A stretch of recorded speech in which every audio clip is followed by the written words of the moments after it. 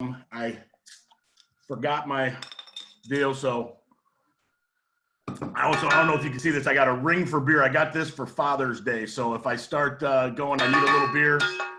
I might summon one of my 5 kids because that's why I had them in the first place. So, what I'm going to talk about, let me share my screen here. Okay. Is I was going to talk a little bit of Duo. Okay. Is that popping up on everybody's screen there? Got it. All right.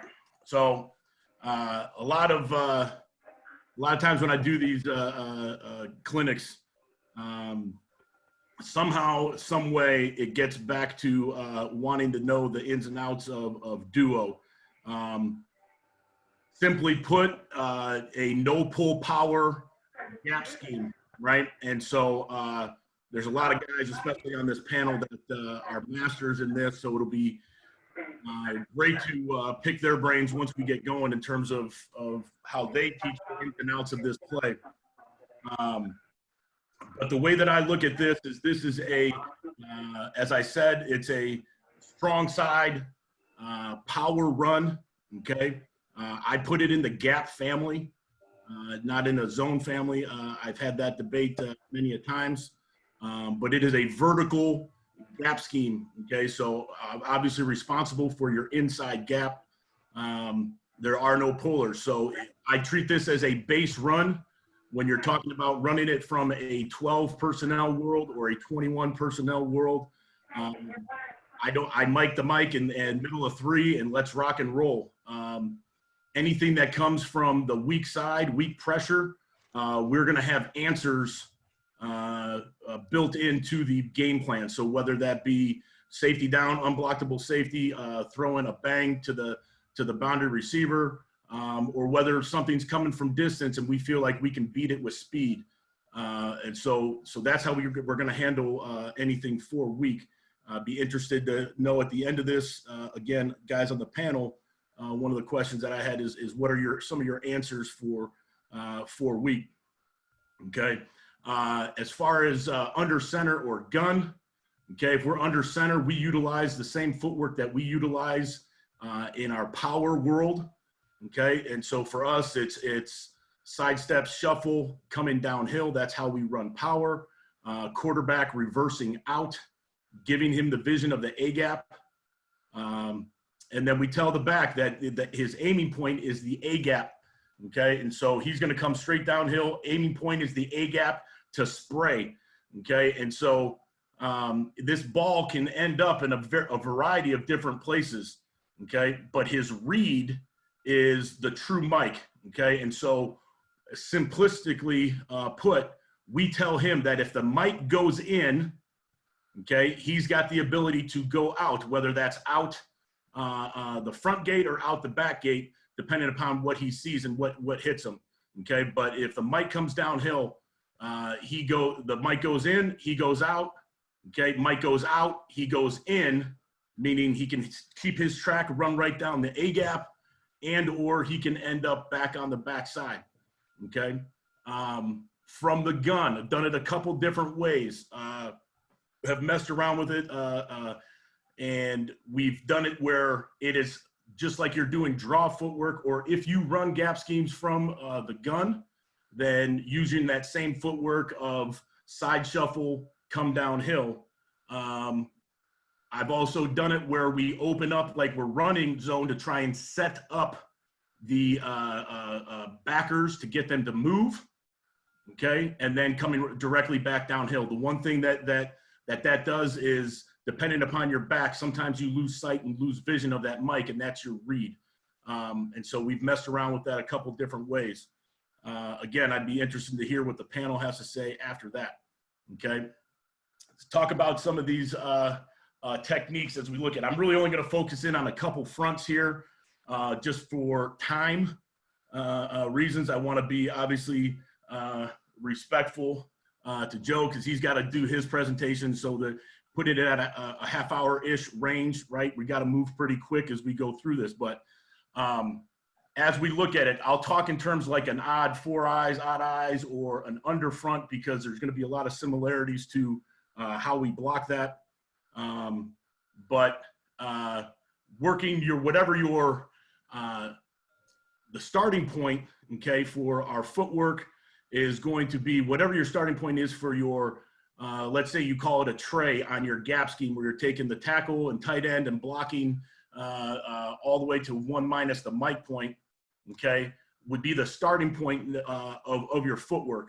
Obviously, with the location like where this 4i is, whatever your footwork may be for that would be the starting point, okay? I don't blanket teach the footwork and the technique based on, hey, this is duo, this is how we block it, a triple's a triple, right? A tray is a tray. To me, it's you're doing film study and you're trying to figure out how those defenders play their gaps, play their defense within the confines of their defense. Whether they're two gap players is going to have a big influence on how we block a triple, a single in this case over here as well. Like if that's a two gap player, we would feed something like that, going high at the hip, knocking it over. I'll get into that here in a second.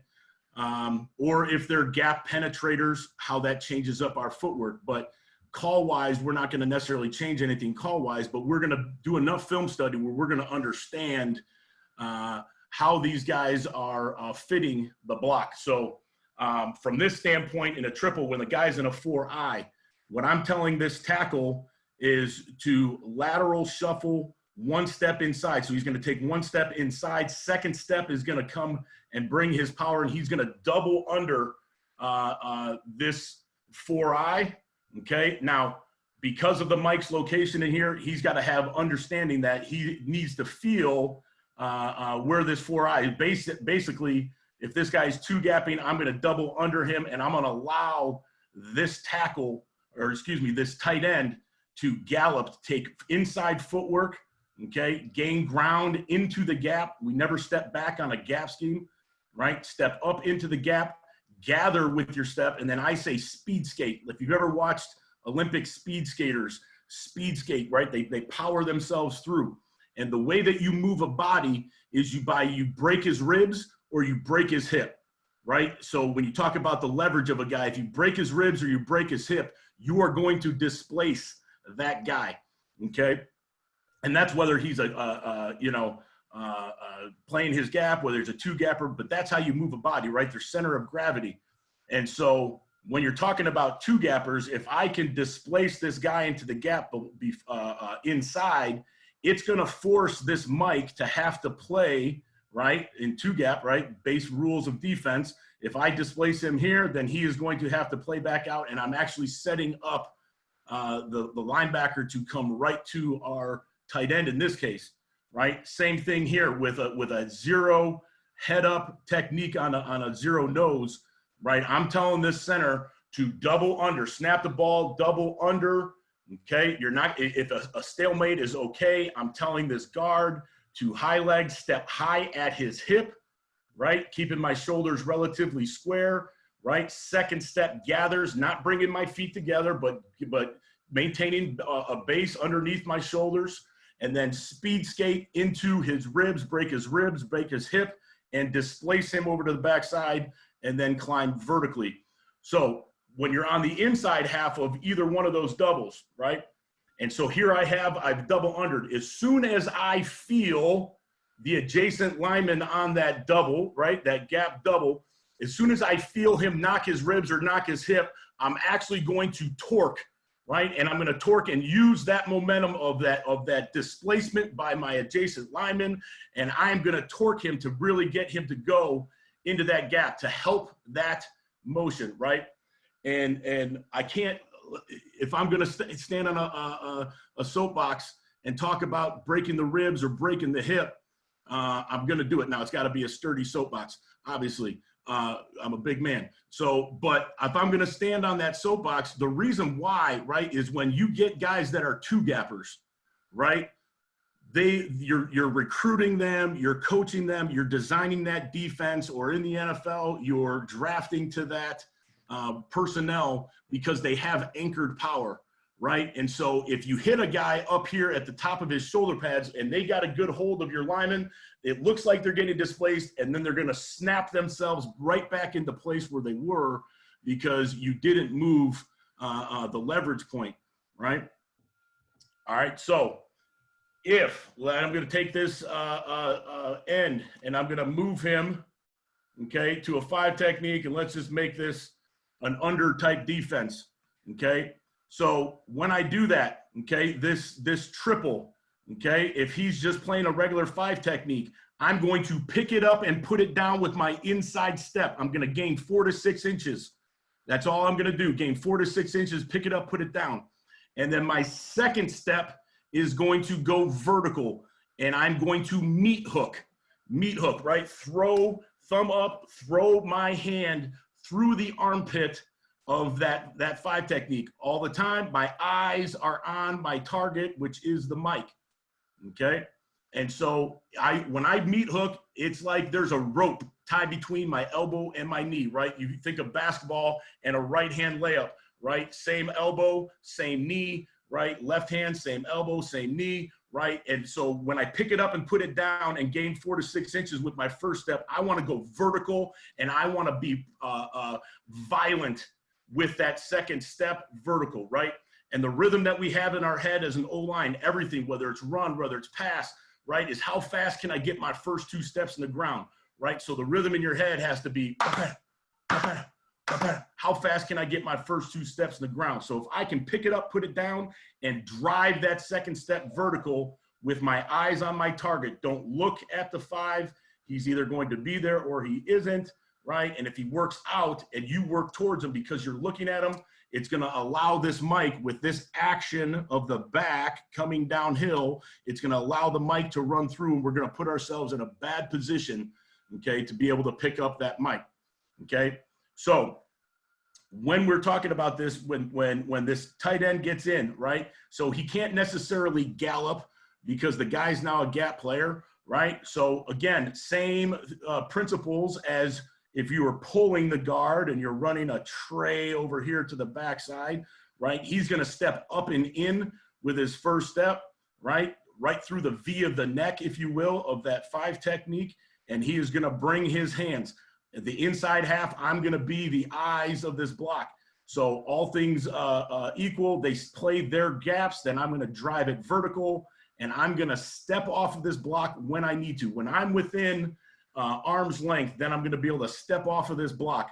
And I use the words, point your toe where you want to go, right? And I'll get into that when we get to the film. You'll see that you're efficient as you're pressing off with your hand and stepping with your inside gap, okay? Again, same thing. It would be your typical single block where you're doubling to the backside backer versus a tight shape. But these techniques are interchangeable. So when you work it in drills, I don't necessarily care who the inside half is or who the outside half is, because it's all carryover, right? It's all going to be some sort of carryover, right? So when you're talking about an over swim front, right? You're talking about over swim here, right? Here you go from the mic ID, you've got the 3 technique. And so this inside double team is going to happen just like you would in power, right? Where you'd be maybe deucing to the backside. Now you're doubling up, okay? Same footwork. I'm either going to pick it up, put it down, second step, vertical meat hook, eyes on my mic, back, lateral shuffle, come downhill. He's reading here.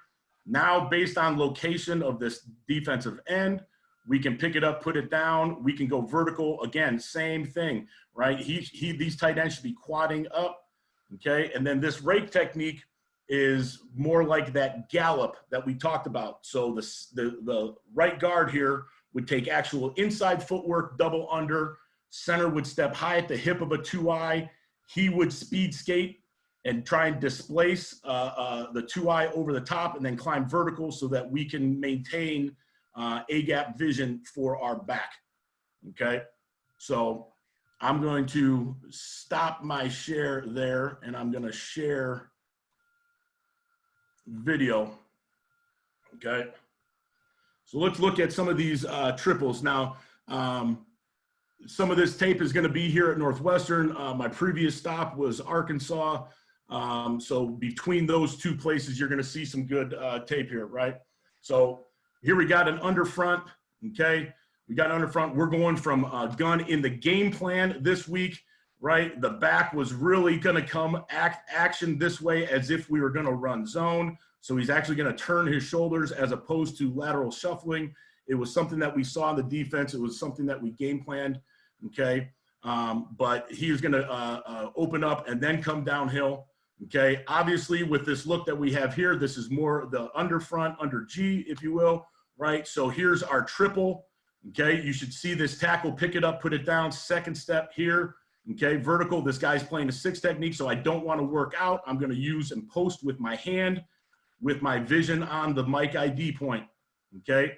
Now, you got a decision to make. Just like I said, we want vision of A gap, but I don't want to displace this 2I front side or corkscrew him and work with him here, because now what's that's going to happen is keep him here, and now there's going to be a bounce. So we actually make a determination when there's a 2I, when we game plan, whether I can cut my split down for a guard and make that 2I a shade, and then I can work that single over here, or if I like the matchup between guard and 2I because he likes to step inside or there's movement, then I can actually escape with the center.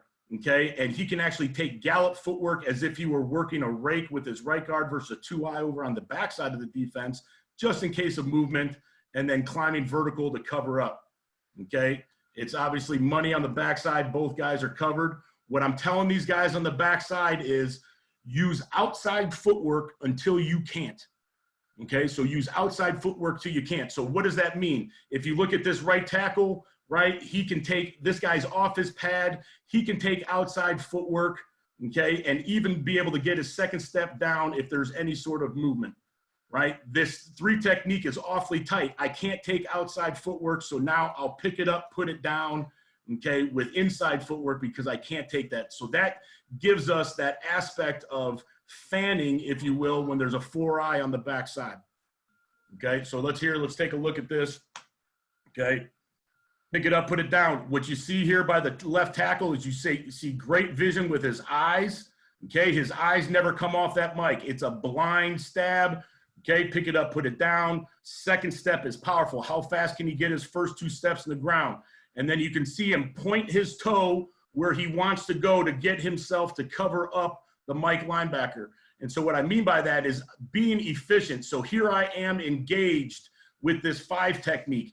Right? One of the big problems that you'll see young linemen have, okay, or any lineman, is when they go to change directions, they'll take this inside foot and they'll actually step underneath themselves to go and change that direction. Well, what that allows is linebackers to come back in here, and I'm not being efficient with my movement. So we work a lot of drills where we start in this fit position, or I'll use the Ray Crowther sled, the pan sled, and I'll go vertical here with him, and I'll press off with my hand, and we work on pointing our toe where we want to go, and I'll have a guy with a hand shield coming downhill, right? So it is trained to be efficient with my footwork so I can post this guy up, but then point my toe where I want to go, okay? You can see here we got a gone over here between the center and the left guard. We like the matchup, being able to go through the V of his neck, right? I'd like to see more verticalness with that first step instead of being flat so the guy can't come back over the top. But he was a guy that did like to go sit back inside the A gap. So once I maintain that leverage, right, I want to stay relatively square, but I want to be strong, really strong with this backside hand. And if I can fit it underneath the armpit or the rib cage to move a body and then extend. When do I extend, right? So this is a play where obviously there's patience from under center, right? It's definitely clear that you got about a 2-second tip, right? A 2-count tip. So I can get myself engaged, and if I have a rhythm and I understand conceptually what we're trying to get accomplished, I can literally be in my head going 1001, 1002 tip, right? 1001, 1002 tip. And really it's a feel, because obviously we said this is A gap. It can spray here to the backside. It can spray based on how this guy goes here. Obviously it can go right through the vision of the A gap. So if you feel, right, this guy pressing himself out and a 2-second tip right there, you're taking away the A-gap, right? The chances are that this thing is going to either go straight ahead because the Mike played out, or Mike goes in, you go out, okay? And it just so happens that he goes out here on this one, okay? Here's one from Arkansas against Auburn here, right? So here's that true, this is actually a true odd look. You got a 4-eye over on the backside here, but you got a true 5 technique on the front side, okay? And so this is gonna be that triple. Now, how is this guy playing this technique, right? He's a shade, so we should go pick it up, put it down, second step vertical, and we should meat hook through the armpit of this 5 technique and let your tight end go here, but my eye should stay on my backer. We have a tight shade, almost a 0, right? Pretty much a 0 here, so we're gonna work the possibility of that feed single, knocking his hip over, displacing this nose to the backside A-gap and climbing vertical, okay? So we're responsible, obviously, for those 4 down, and the Mike and Will and the tight ends have the end and the Sam, right? So here comes the Sam. He's got him out here. Watch this tackle. Pick it up, put it down, second step vertical, and you can see him throw that meat hook, right? This is taking a 5 technique for a ride, right? I wish they could all be like this. I would say that from this vantage point, maybe this tackle's looking a little too much at that 5, but what I do like is his footwork and the meat hook. You can see the pick it up, put it down. You can see the rope tied between his knee and his elbow and driving through and lifting and letting that tight end, right, move that 5 technique, okay? They treated him as a shade, right? So they went with a normal single and they just vertically stacked the guy. Over here, outside footwork till I can't, right? I got a 4-eye. I can go ahead and fan that. I can use outside footwork till I can't, right? And go ahead and put myself in a position where I want to drive. Now, understand, this ball can go backside, so we don't want to turn ourselves perpendicular to the line of scrimmage, okay? Because when I turn myself perpendicular to the line of scrimmage, obviously I'm giving up penetration here, but we don't know, obviously, what's happening on the front side, and if it sprays to the backside, I'd like to, whatever angle I initially make contact, that's where I would like to keep the guy. There are teams, right, that like to run this game away from this type of stuff. Anytime we get that, we'll be able to make an area call, okay? And essentially what he'll do is he'll post with his hand with his eyes here, okay? And if this guy, just like we would pass off a TE in a pass game, right, in the pass game, just like we pass it off, I'd post with my hand, he'd go knock it over. When he climbs, I would accept, he'd tell me go, right? And I just climb vertically to go block that guy. The other option that you have, right, is what, you know, working a technique on the backside where you actually send, right, the backside guard through to the backside, okay? You post with your hand with the center and you go back and you block the 4-eye. You post with your hand as a tackle and you block out, okay? And then you're singled up, but you're getting the momentum here. And then once you go backside, but you're covering this. So when this linebacker becomes the issue of coming back over the top, there are change ups that you can run on the backside, right? So literally a change, right? Post with your hand, go out. Post with your hand, go flat and trap him, right? And now you've got him covered up faster, okay? You got him covered up faster. Again, good look at that. All right, here we go. Again, wide 6 technique, eyes, great vision, pick it up, put it down, leave my hand, right? Post him for my tight end, and then go climb and get up, okay? MBM over on the backside, this receiver should be going out and blocking this corner. He's the most dangerous, and then we'll run off that safety, okay?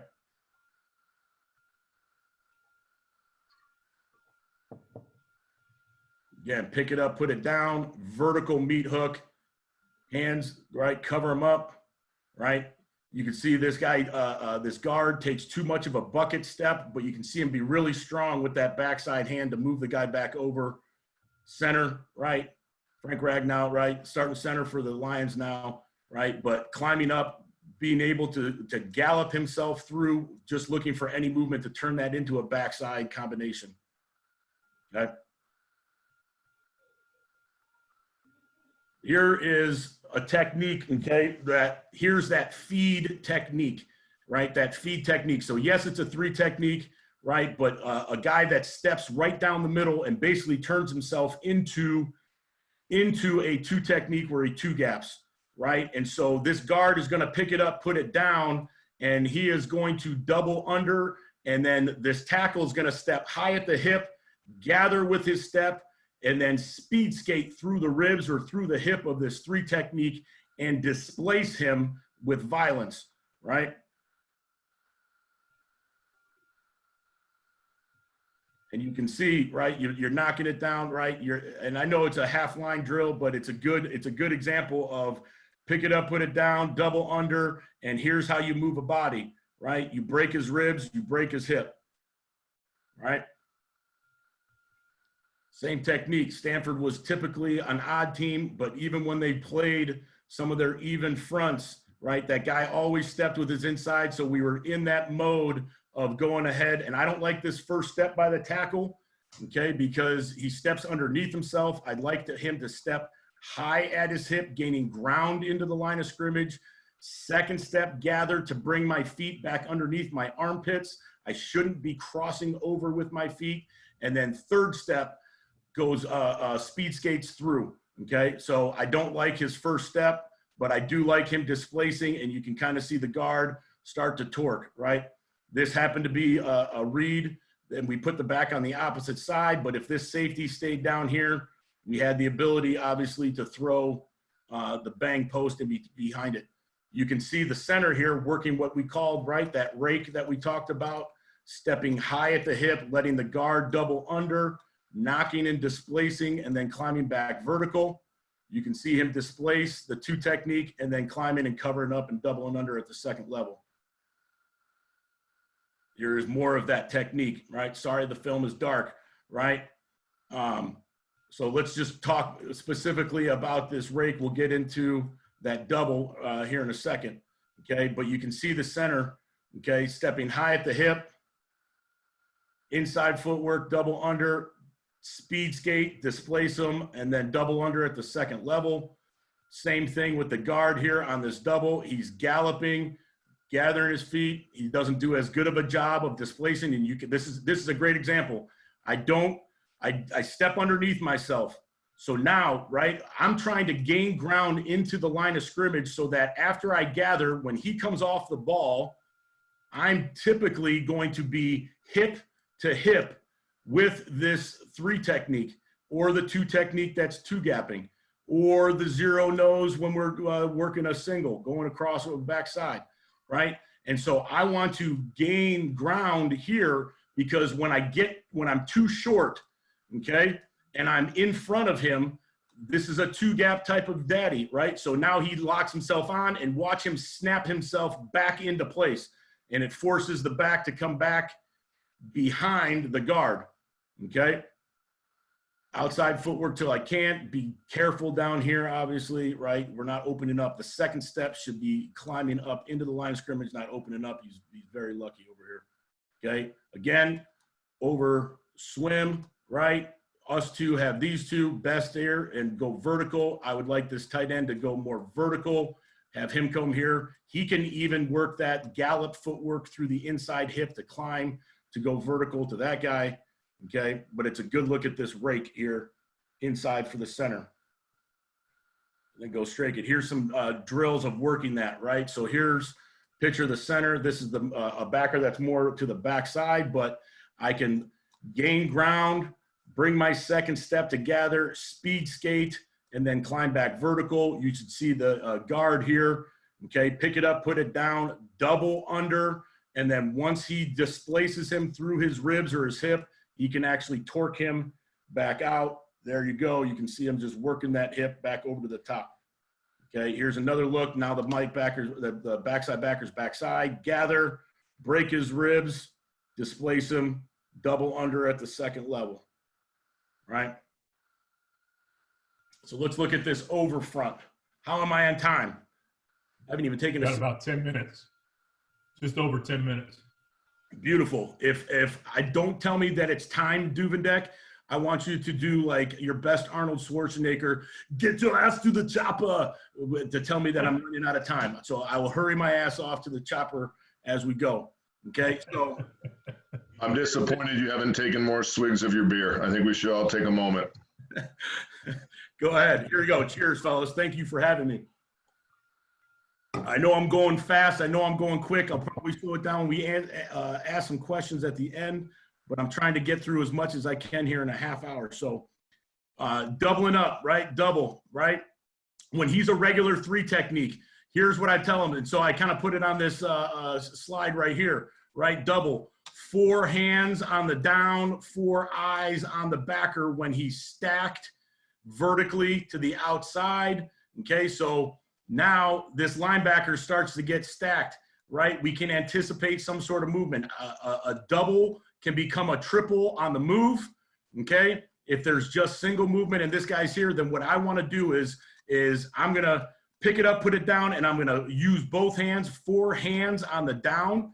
Tackle's going to do the same thing, step up and step through the V of the neck, 4 hands on the down, and then we're going to use 4 eyes, okay, on the linebacker, and then we're going to communicate both verbally and non-verbally. So we'll talk about, again, the great communicator is going to be the inside half of that vertical double team, right? But we're going to see it happen when we got 4 eyes on the second level. And when we use non-verbal communication, right, now we're going to either knock off with my elbow and knock my adjacent lineman off, or knock my adjacent lineman off, so that we're using physical touch, right, as the nonverbal communication. So there that guy is outside, right?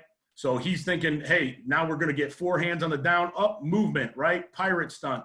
So I'm going to go ahead and I'm going to collect, turn it into that 2 eye that originally aligned, be strong with my backside hand, 2-second tip. Okay, tackle sees as he goes to step, okay, sees that it's a pirate and the end is crossing his face. And so now this turned into a triple on the move. And again, I'm going to be able to take that over. And now the tight end who was responsible, the tight ends right in that front were responsible for the end and the Sam, now can climb vertically. Okay. So you can see here, and I'll show at the end, right? Here was the issue with this linebacker running back over the top for this. And that's when you can, even in an underfront or an overfront like this, I can take this backside tackle and take him, let him go off right now, and let this guard and the center block the nose to go back flat to block the backside end. And you'll eliminate some of that, because when this linebacker feels tackle coming on him right now, he's going to go and put his hands on the tackle, and he's going to stop worrying about his responsibilities of running back over the top to try and stop this play. Okay. Obviously, Mike linebacker at this point, he goes in, he goes out. Obviously, he's got to be able to make a secondary cut to the second level. Okay. Here we go again. Not as violent with it's still a pirate, right? But we're thinking pick it up, put it down, go vertical. This end did not cross his face. So here's a good example of that double turning into a triple. And you can see the tackle having that rhythm in his head of 2 seconds. He knows that he can slow down and get this triple on the move to get back more vertical, okay? To get back more vertical, right? Obviously, you got some guys that run this. And here, I'll be honest with you. You're going to have different types of runners, right? You're going to have your slash guys. You're going to have your big backs that do this, right? When you a lot of times when you're watching Le'Veon Bell with the Steelers, and you saw all those 2 straight years of him looking like he's skipping and dancing and taking his merry old time in the backfield. All that play was duo. He carried the ball a lot differently, right? So he would shuffle down and he'd read this guy and he'd wait for a commitment from this guy. And if he's got latched on and then jumped outside, Le'Veon would go and hit it, right? Or coming back inside, he'd force himself inside, he'd stick his foot in the ground, and he'd go north and south. Obviously, the backs that were available for us for this last game, this guy was more of a slasher guy. And so Mike goes in, he goes out, and he's going to go try and run to daylight. We ran for a shit ton of yards, so I'm not 5-yard drill. I'm not going to really complain about it. Here's some drill, Okay, here again, this is Frank Ragnow. Okay, and you can see him pick it up, put it down. You can see the guard going and stepping inside, not stepping back on a gap scheme, but you can see Frank really torque this guy back here, break his ribs, break his hip, violently displace, and then climb back vertical. Okay, and so when you're drilling this, I like to start from the starting point of not having pads on. And the reason why is because when you put pads on, right, you end guys, or even when they're holding the shields, right, I tell them, hey, go ahead and come off the ball, double under, but don't drive him back because it's not realistic for a guy that's a two-gapper. So go ahead I mean, Frank Ragnow can come off the ball and he can take Dion and take him for a ride if he wanted to. But he's going to try and pick it up and just kind of wait just for the drill purposes. So it's more realistic of him snapping the ball and two-gapping nose guard coming off the ball so that this guy can get the rhythm of stepping up into the gap and knocking and displacing the ribs or the hip and knocking it over. Okay. Here it is from the side. You can see him really torque, right? Overemphasize it. You're going to get, when you overemphasize it, you're going to get it, right? Here's that backside, right? So we showed that last clip versus these guys, and this backside linebacker was running back over the top. So made the sideline adjustment. Go ahead and take this tackle and club him through. Post with your hand, right? Like it's almost like it's quick game, and then go and trap your end, keep him pinned. And now you can see the different reaction. Eyes are still in the same place, okay? But you can see the tackle step up, and now he feels it, and he goes and attaches himself to the tackle, okay? And now you got same thing. Pick it up, put it down, okay? The guy's playing wider, so now he's going to pick it up and put it down, go vertical. We are not galloping at that point because he's more of a gap player, but obviously it's going vertical. You can see him trying to meat hook. I'd like that hand lower. Right? And I don't know, right? I don't know what's wrong with that hole at all. I would say that the fact that he ended up running entirely down the sideline, I forgave him, right? But as close as he was to scoring, right? These are one of the moments that you see this from behind as an O-line coach. You're like, you don't like touchdowns because this guy's fast. You can go score a touchdown, right? Anyone seen the original Vacation, right, with Chevy Chase? And he goes on his rant about going to Wally World. And everyone was like, oh, let's just turn around, Dad. Let's go home. And he's like, no, we're going to have so much fun. We're going to sing Zippity Doo-Dah out of our assholes. And at the end, Russ reaches over and he touches his shoulder. And Chevy Chase says, no touch, right? And so when we score touchdowns from distance and no one touches us, we call that a Chevy, just in honor of Chevy Chase. And so this guy doesn't like Chevys, obviously, because if he just runs straight and runs his 4.5, he is going to go untouched and score a touchdown. Now we got to outrun. We got to do the whole Tecmo Bowl thing, and we don't score, okay? Here's just an example. I just saw an NFL clip. Here's some examples. You can see the pick it up, put it down. Here's a feed, moving and breaking his hip, climbing back vertical. Same thing here at center, right? Climbing, going vertical, okay? Just some couple different looks. Here's a regular double up, linebacker run through. He goes in, I go out. Again, I don't know why we don't like these looks to just run straight and score touchdowns, but he got touched. So that's not a Chevy. So he got touched there. All right, I'm gonna stop my share there. I think I'm at about time there. So what questions? I know I threw some out there at the beginning. I know I was going fast. I didn't even get to drink much of my beer. Well, you mentioned early, Kurt, and I know, Callie, you do a great job of this. We did some of it ourselves, with 4 week, like answers there. And just want to open that up because, as we talk to this nation of vets and guys that are getting into it, I think that's an important thing. Like, whether you do an RPO, I know when we played Washington State a couple of years ago in the Holiday Bowl, we just threw dice. We said, hey, the running back has to see that fourth guy walking up on the edge, and we're going to throw dice on that guy and not block him. And he better count on the cut, set him up, count on the cut, let him get caught up in the wash. So if there's anything, AJ, you do, Coach Pete, I know you've run a lot of it. Callie, you and I have gotten together on the phone and talked about whether, is it inside zone or is it like, what is it?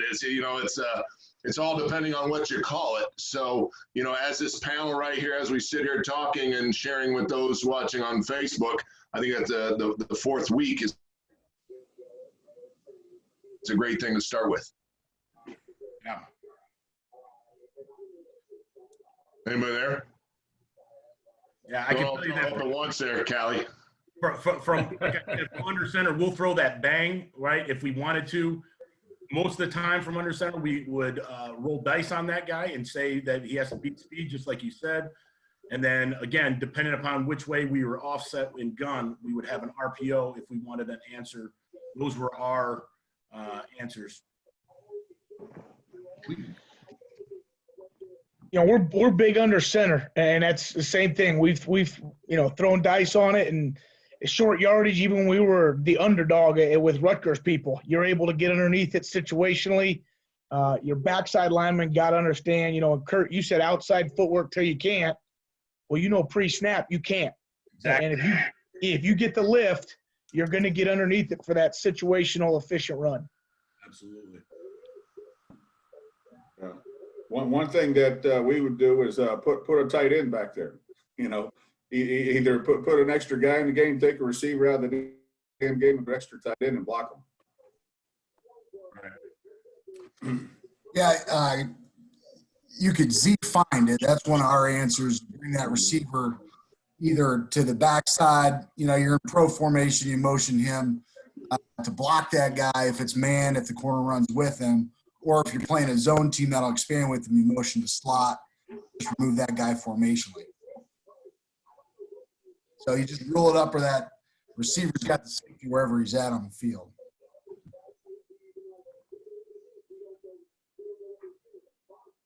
Now, the other thing that I've got a question, as we've all done this before, we would, and you did a good job of saying get that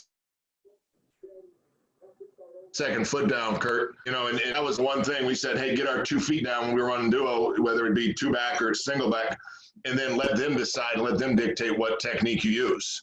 And it was almost a draw type mentality without telling them draw, because you don't want them being soft in how they do it. You don't want them thinking, you don't want them taking a break off on that play. You still want them, as you say, breaking the ribs, and I don't know if anybody out there has used that type of, get the 2 down and then let them dictate. And if you got to long arm them, you long arm them. If you've got to, break the ribs, break the ribs. But maybe we can advance on that. Good to see you, Crookie. I think a big part of I'm not much of for the offensive line to know too much, but I think this is a big play in understanding is it same side gun? Are we bringing them across on the gun? Are we hand back action from under? Because I think that dramatically changes the idea of what we're trying to do with the O-line.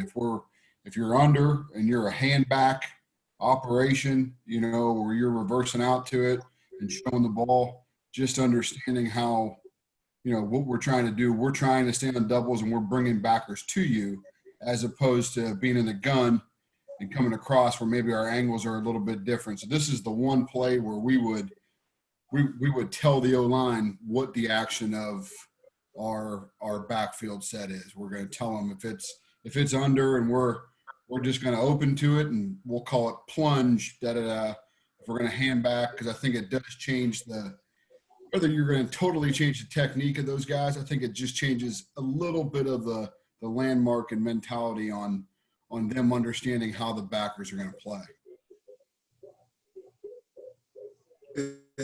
Tom, in that vein, and to everybody here, Kurt, awesome job, Kurt.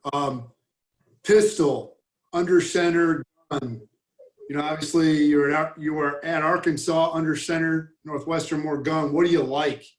And obviously defense dictates that, but yeah, we actually had some last year where we went from pistol and he opened up. Obviously, again, depending upon what your answers were for, you're opening up to it now. And in order to give him the A gap, right, you got to step yourself off that midline. And so his answers all had to be front side. So you have to roll dice on anything on the backside. You obviously can't throw bang.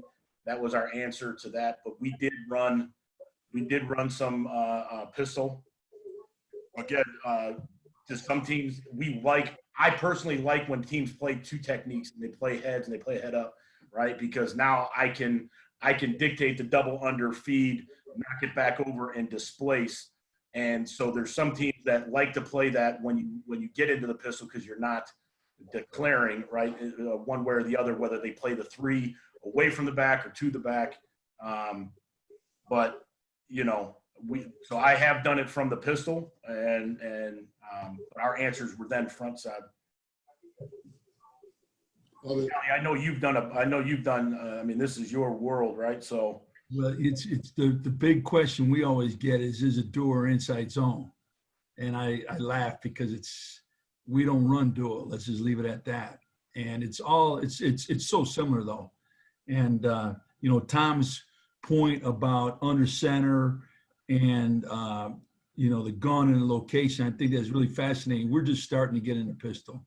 And so we've been an offset gun team, so that's dictated everything. And like our answer is no secret. 4 week, it's an RPO throw, and it's based on that. So, I just I think that the dual play is fascinating though to me.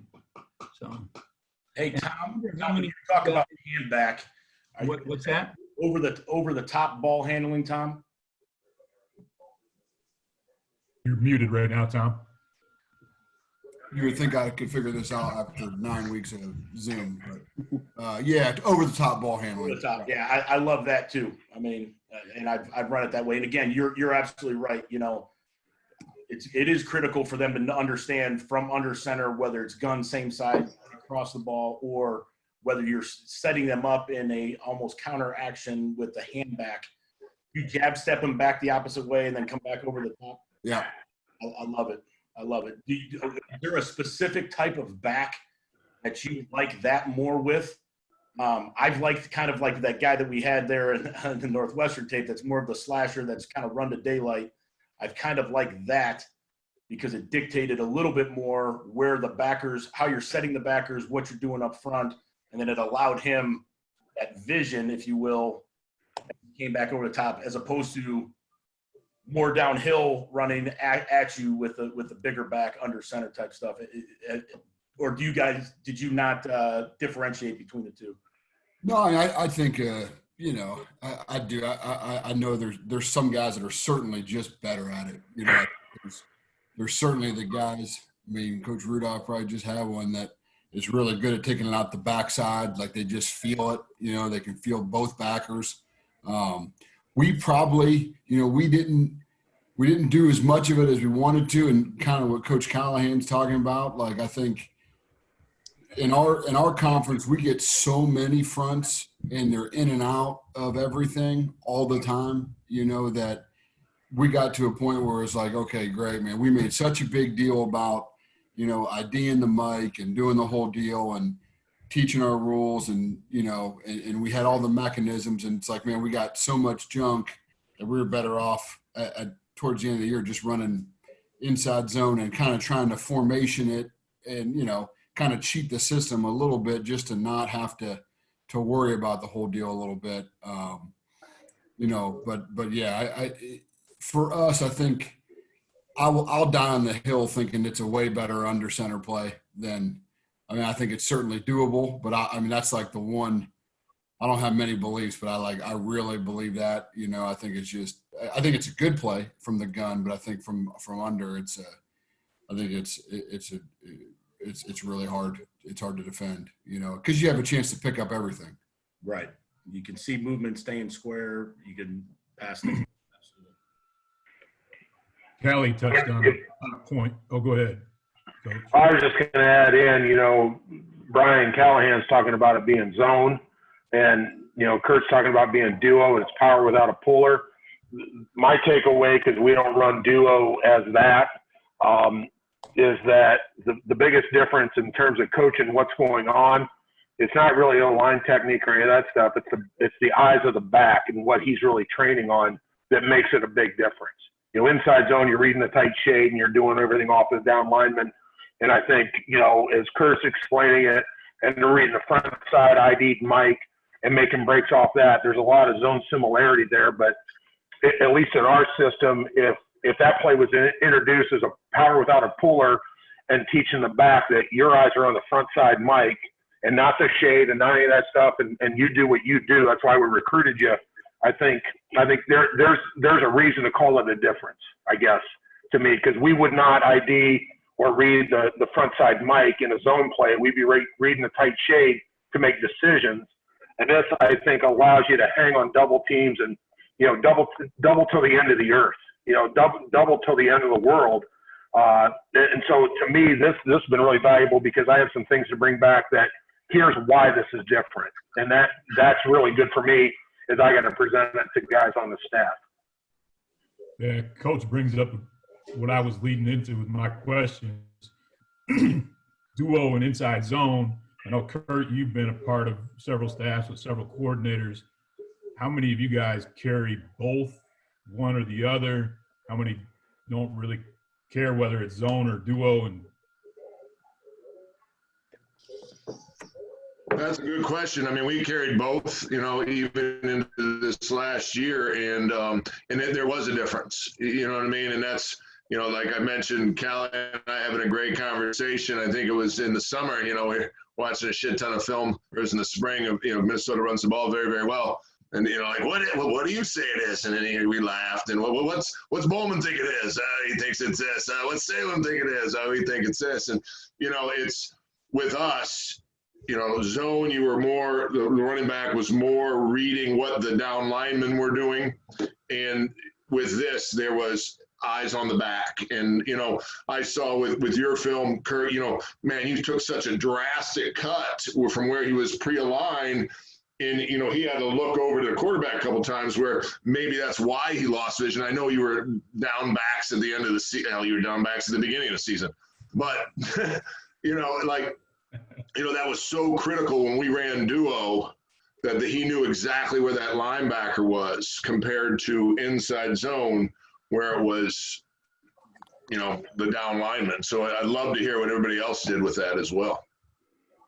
Hey, Joe, you've been quiet, man. You run the shit out of this sometimes. I'm listening, man.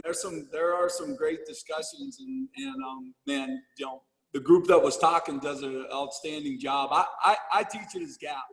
You know, we teach gap, A gap out, and so I know there's some adjustments. We got a great running back coach and Coach Settle that helps those guys adjust a little bit. But we run our gap runs, A gap out, and that would follow suit for us. So we try to put it into that category and therefore keep our zones our zones.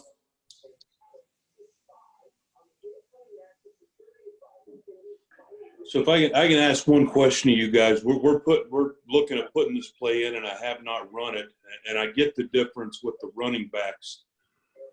Do you coach the guys up front pretty much the same? So if you got that 3 technique, Kurt, you were talking about, and we'll displace him like you talked about when he's squeezing the guard or becoming a 2, you know, lines up in a 3, becomes a 2. We'll displace him, all that same stuff, and everything I can gather on this play. In my mind, it sounds like you're going to coach him about the same. Am I wrong on that, or? I think just as anything, you know, you talk about eye progression and you talk about overall concept. So I'll kind of, let me share just a blank whiteboard now. Mind you, I'm drawing with a mouse, so don't think that this is how I draw on a board, right? But you know, if I'm under center, right, and I'm running inside zone, let's just say that it's to the open side, right?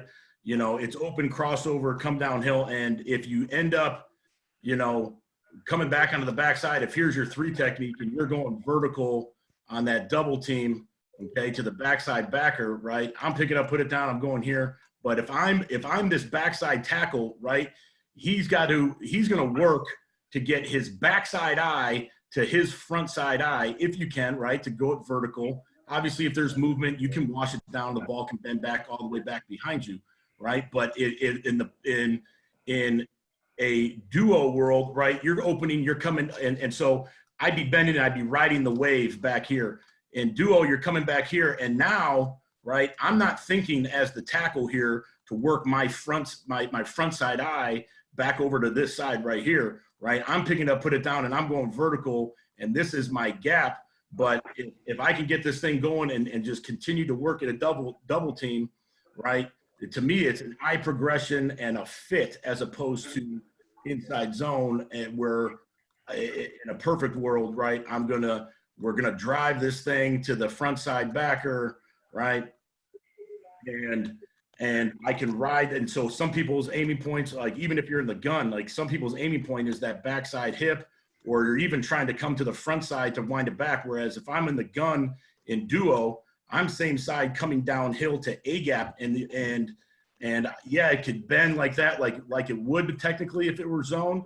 But you also you're coming out the front side of that at certain times, and or just running straight down your path, which to me is different than you would have in terms of again, we talked about backs and his eyes and what his read is, but it's also to me in terms of that double team and where we're fitting and where my hat placement, what I'm trying to get accomplished with it. You're forcing the bend back, if you will. If you're thinking in the zone world, when you displace them, you're forcing it to come back out here, where you necessarily, depends on how you run the zone, I guess.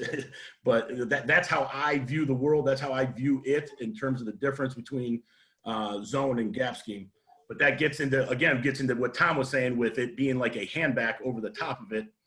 You know, in the zone world, it works out that way a little bit if you're a zone handback team. If you carry both, and I guess this is for anybody, and my question would be, okay, you carry both. I mean, obviously, O-line guys, we like both. What would dictate you from running one over the other? If all things were equal, what are the key indicators that you're looking for, whether it's linebacker, whether it's the front, or is it a combination of all of it? Good question. So again, I'll go to that share board, right? And so let's say we're playing an over team, right? And here's my tight end, right? And we're getting 3 techniques, but this backer is located outside. I don't necessarily like on duo that double team with that guy outside, because now we're working away from it like that. Like, so backer location that doesn't stack, then, you know, duo more bossed over teams, right? Now you're talking about the ball ending that backside on duo. So if they align that way, you got answers.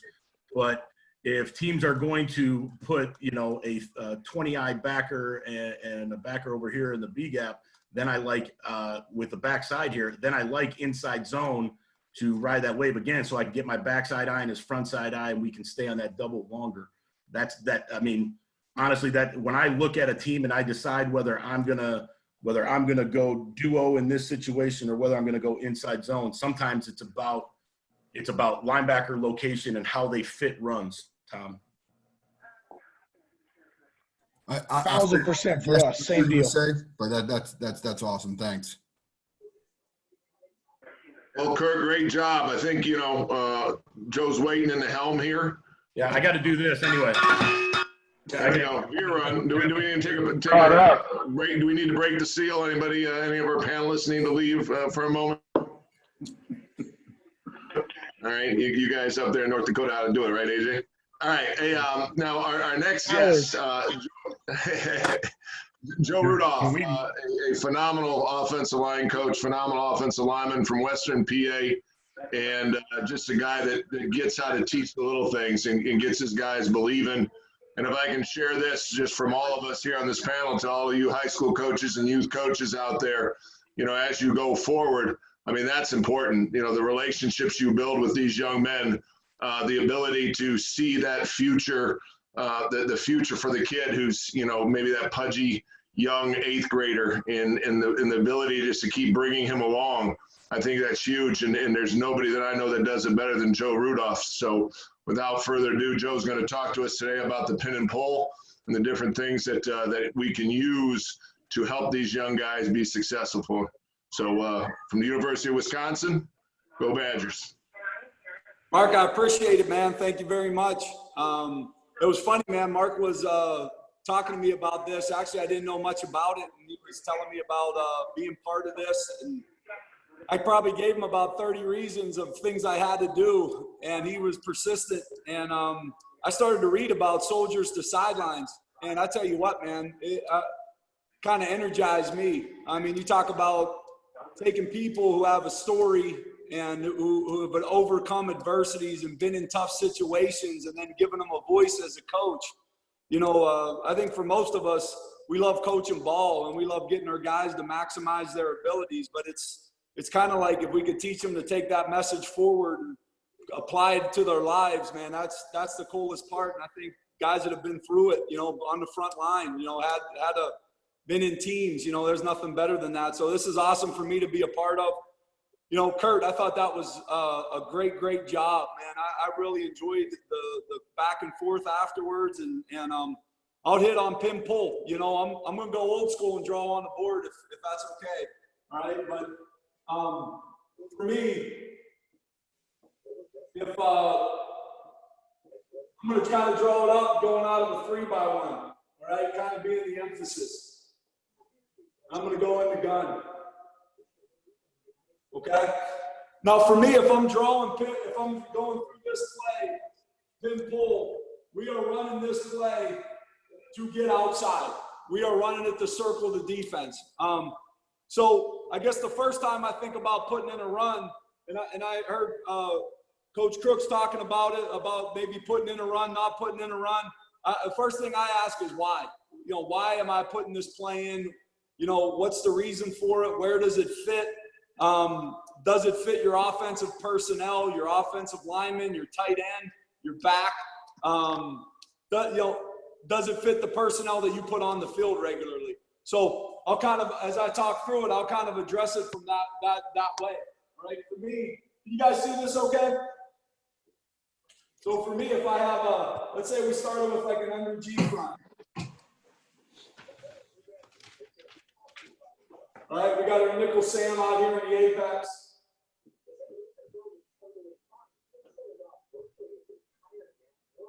Okay, our job is going to be to do our best to get to this Mike linebacker. Okay, we got 2 pullers on the play.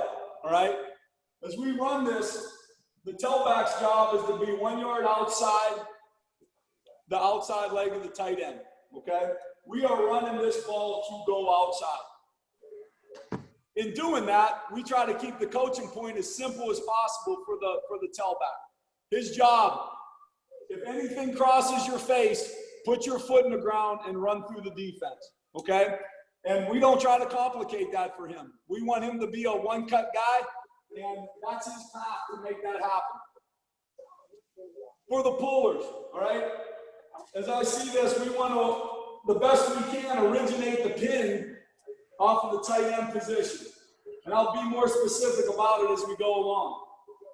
Our first puller in this case would be the tackle. We'll be going for that apex player. As he pulls around, let me hit the down block first. I will actually teach the down block in some ways similar to what Kurt talked about, is inside footwork. We'll work it, we'll call it replacing power, inside to outside footwork. We'll establish a stagger off that inside to outside footwork, okay?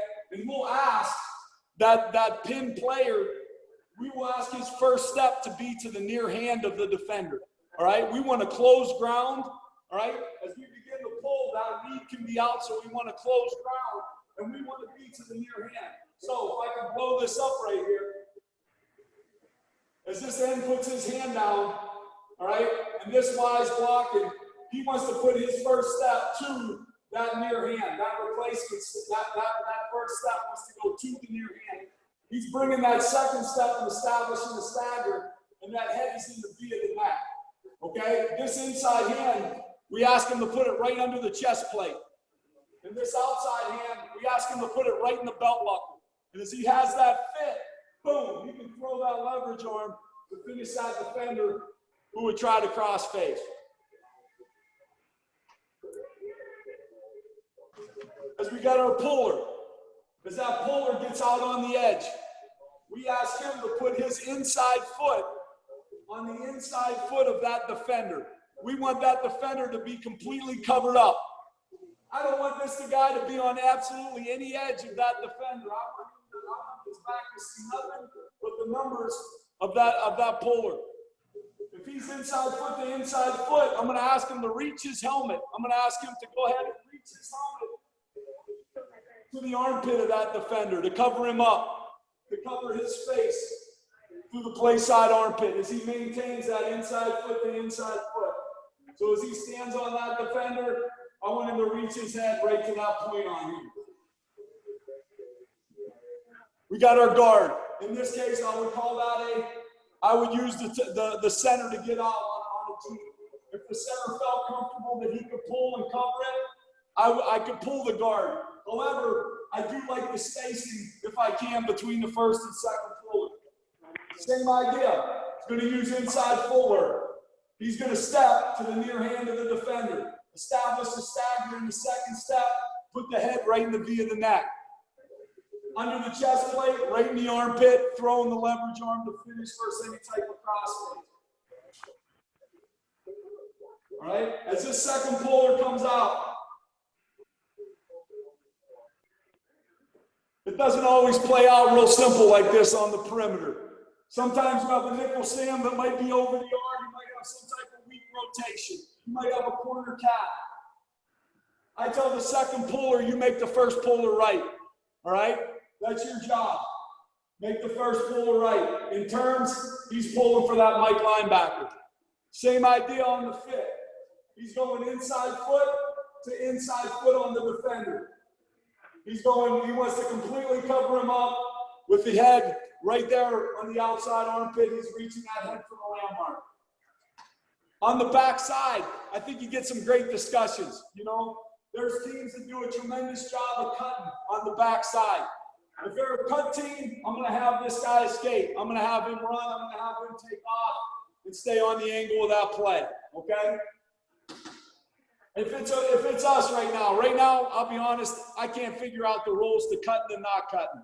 I've sat in there with referees to the point I'm never sitting in there with another referee in my life. I'll be getting coffee when the refs show up and want to talk to the staff. I'm getting coffee, okay? In the meantime, we're going to press through right here, okay? So we're going to go ahead and run this.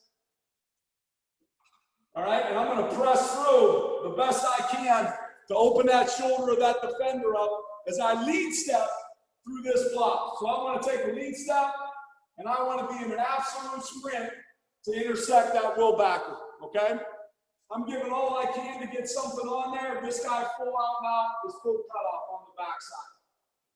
When we would run this play, this was supposed to be a no-brainer, man. This was like a free play for the QB.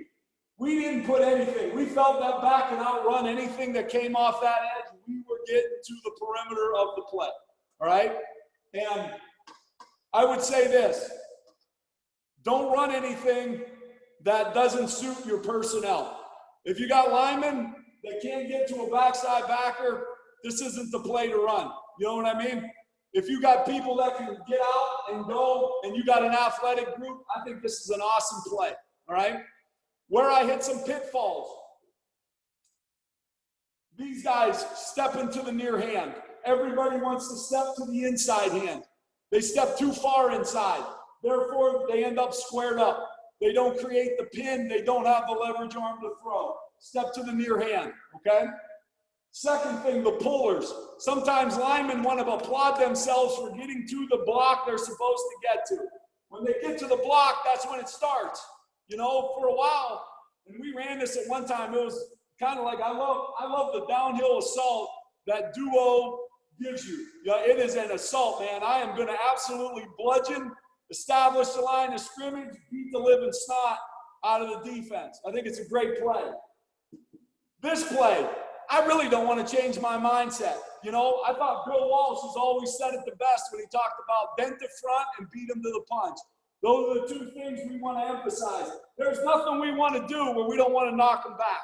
All right, so whether it's that block right there at the point, whether it's this block, whether we're pressing through, we want to do our best to knock them back. A vertical push and a bubble of a backer sometimes could be the difference between an 80-yard touchdown or I'm behind it and it's a 2-yard gain.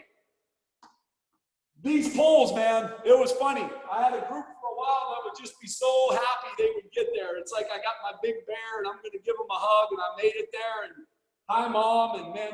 So I started running them through the blaster, man. I'd pull them and I'd run them right through the blaster. I'd put a big square dummy in front of it. I'd pull them around. They'd have to hit that dummy and carry that dummy all the way through the blaster and pad level and got dent the front, man. Getting to a block, that's an average deal.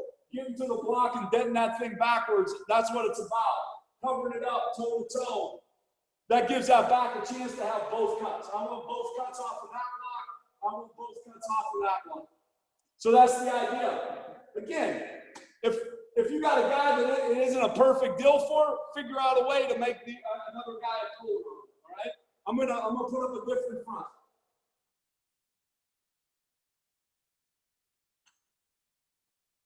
Okay, let's say we have an over front.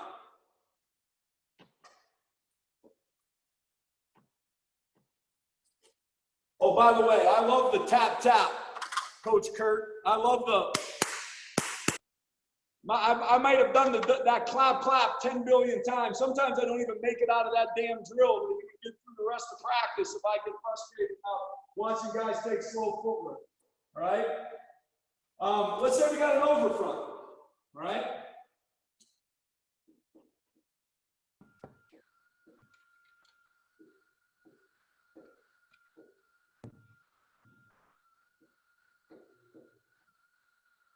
Okay, let's say we're working off the over. Honestly, I kind of like, unless I have a great tackle, man, if I got a tackle that I love him pulling and I'm going to make him pull, a lot of times when we do this, again, we'll idea, we know where we got to get to, step into the near hand, under the chest plate and the belt buckle, throw your right arm, throw your outside arm as your left arm. Unless this guy's just a great puller, man, I don't mind getting that double down. Okay, I think that's a tough read now for this guy to read out of the pull. All right, as this guy gets out and runs, same idea. I want him toe to toe, head up, head, and reaching that head to the play side number. Okay, the center, same idea. Boom, getting around it, getting it out right linebacker. This is a bear. That's a hard deal right there. Okay, that's a hard deal trying to get through this. But we're trying to be explosive. You know, there's no way I can work a press through trying to get through a G. So I'll tell them, okay, that's an explode through, man. You got to draw a line right through that guy and get up to that backer. You got to draw an absolute line through his body on the lead step with your right and drive that second step right through him and open him up like you're opening up a can of sardines. For those of us that eat them, okay? Boom, and we got to take that through the backside on the speed beat, okay? Now,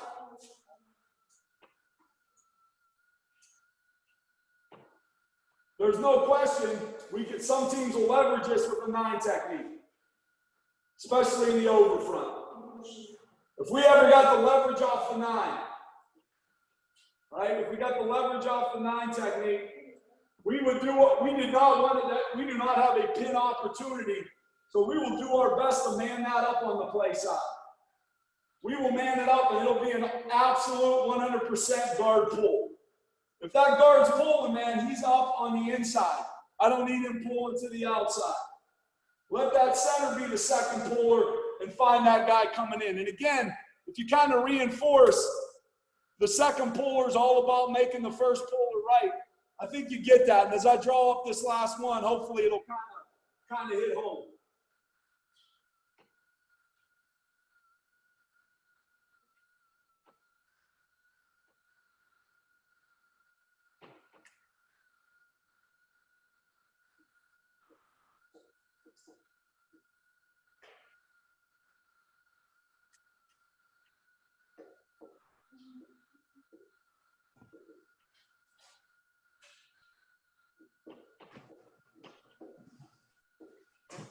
This is just like, Joe, this is like drawing on the napkin, right, Joe? This is like drawing on the napkin at the bar, right?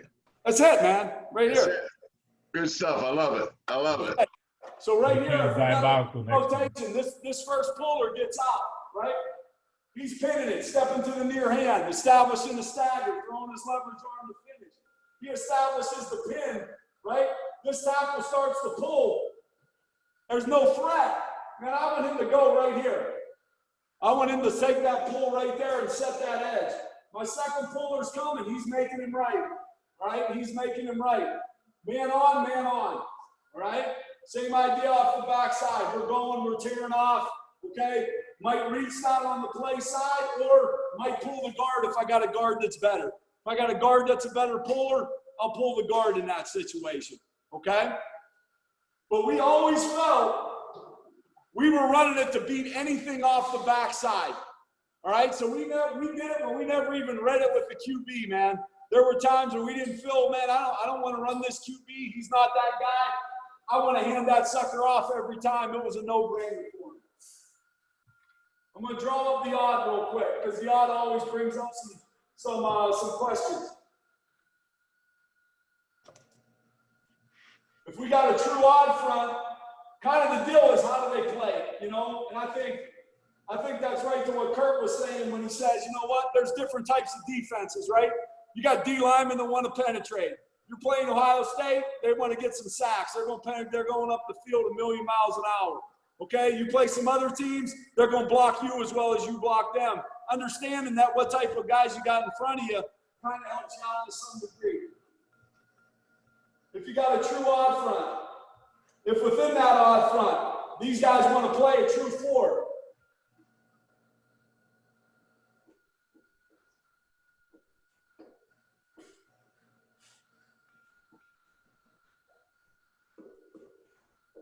So we got a true one high look right there. We got to see them on the edge. Best job we can do is I'd love to set this with the Y. I would love to set that with the Y. I'd love to set them on a 4. Shoot, I'd love to set them on a 4-eye. But if I get a 4-eye at times that can penetrate and slant, he could blow everything up, then I might treat it like a 9 technique. I might put the tight end out on him. All right, create the first pin with the tackle, pull the guard. All right. I'm going to do it off a matchup. I'm going to kind of do it off of what teams do. You know, I'm going to give them the best guess. I'm going to practice the hell out of it that way. All right? If we can bring him down, that's what we want to do. I think that's a great angle to get on it. All right? If I'm going to take this guy to the edge, I got a Sam-on technique. I kind of want to do the same thing. Your job as a tackle is you cannot, once I pull and get my shoulders to the sideline, I cannot lose ground. Okay? Your job is still to be foot to foot, head on the outside armpit, but I cannot belly to gain that leverage. So as I step, as I clear this, as I get my shoulders to the sideline, if that guy steps up the field, it's going to turn into a kick out. All right? As I kick that guy out, my head goes into the hole, and I got to finish it any way I can, even if that's ripping out the field to an overlap Sam play. If I'm pulling, and as I pull, I got leverage, I'm putting my inside foot on his inside foot, and I'm reaching my head to that outside number. I still want to give that back an outside and an inside run. So if he comes up the field, pure kick out. If he stays flat, I'm going to get leverage on that Sam linebacker right there.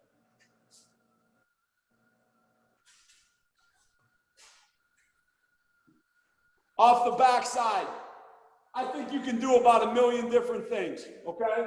One, I obviously want to get this guard pulling. Probably one of the hardest things I get is to tell him, guard, you're actually pulling for that man. So if this man runs straight downhill, will you please block him and not run around like you're blind, okay? Don't run around and be all happy and block him, okay? Block him, he's yours. But that's yours. You think you're going to meet him in that spot. Your job is to make that first puller right, okay? That's your job. That first puller's got leverage, you're rolling with it, okay? Off the backside, a lot of times, I think guys do some great things, pulling both guards, doing all of it. I just kind of like to run the combo off the backside versus the odd. All right, and I want them to attack it, man. I want them stepping up the field. I want them attacking the deal. All right, Same idea for the back. Coming out of this thing, we are running that thing and we are going 1 yard outside the hip of the tight end, and we're flying to make that happen. Okay?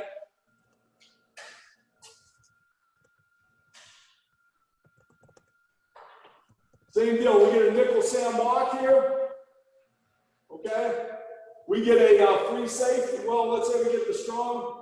We get a 1 high with the strong safety.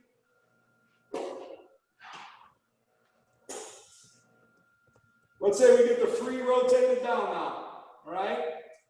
Let's say we get a 0 nose. All right? Let's say we get our 4 eye. Say we get our Sam walk, and probably a little bit more of a 4 for us. All right? Let's say we get our Mike, our Will, our freeze inserted. Nothing changes for us. Nothing changes. We still would like to initiate the pin. Our first puller pulls. Nothing in the apex. Dude, he's setting it right now. Okay? We got our point. All right? Whether we go to that man, all right, we can take this sucker all the way back to that combination with backside. All right? We get our second puller out. He's looking for that Will linebacker on the trace.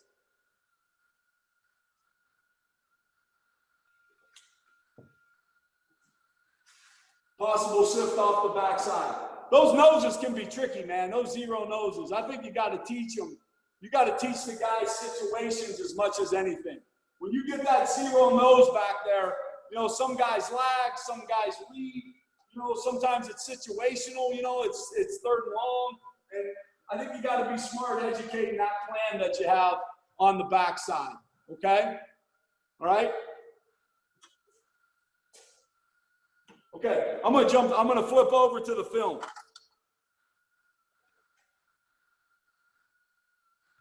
Coach, as you're flipping over to film, can you talk about the footwork of the down blocks? Yeah.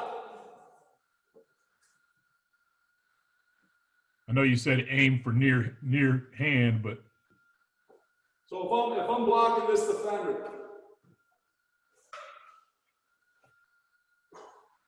okay, and this is my offensive lineman right here. Okay, if he's got his hands, whatever hands down, that's his near hand. All right, and I'll teach him to take that first step right at that near hand of the defender. I want to close that gap. All right, I want to close out to that near hand. I want to bring that second step to establish a stagger. I want to put my helmet right in the V of his neck. All right, as I do that, I want that inside hand right under his chest plate, right? And I want that outside hand right in his armpit. So if I'm looking at me, that outside hand's right there in that belt buckle.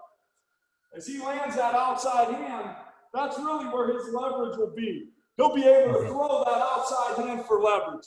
And even if a guy's a spin, you're able to take your inside hand and rip it up the field, even against a guy that's going to try to spin out of you. gotcha. If you don't close the ground to the defender and you step inside or step to the inside hand, this guy will close. He'll be over the top. You know, he'll do a great job of reading the pole. Right? That's probably the number one thing. And I try to put it into that gap category where all you're doing is changing the landmark. Instead of going replace power, head on the inside number, you're going replace power, head in the V of the neck. So that's how I try to get it and rep it and try to get one more repetition of that inside-outside footwork. Appreciate it, Coach.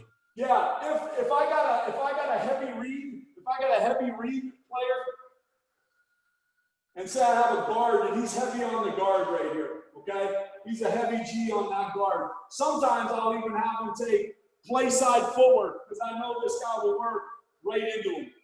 You know what I mean? I know You've already stopped upfield penetration of the line. Just kind of build that wall that way. Yeah. A lot of times for the guard versus G. Yep. Any Appreciate questions before I move to the film?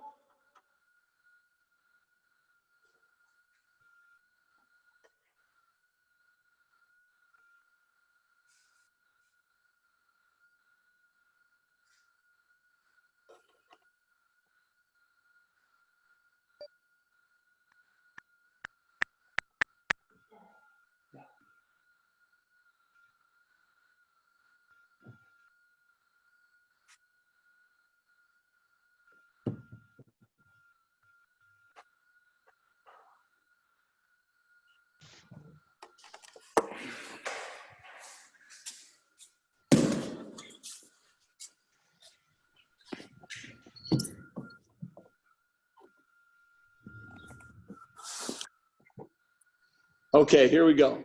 All right.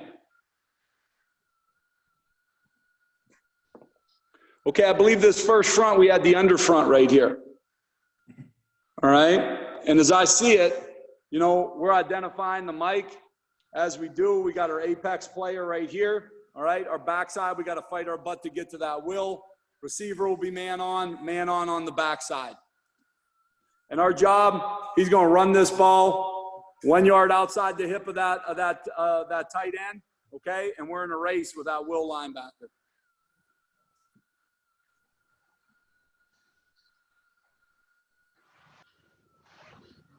So this is a pretty good look right here of the down block. So this down block, it's not only blocking down. This isn't a position block. So if I'm just looking at the tight end here, and I'm sorry to keep it on this, but I probably, like most O-line coaches, skip the sideline copy too fast. But, you know, you wonder why. You go back and you wonder why a play works. Watch the tight end on the play side knock this back.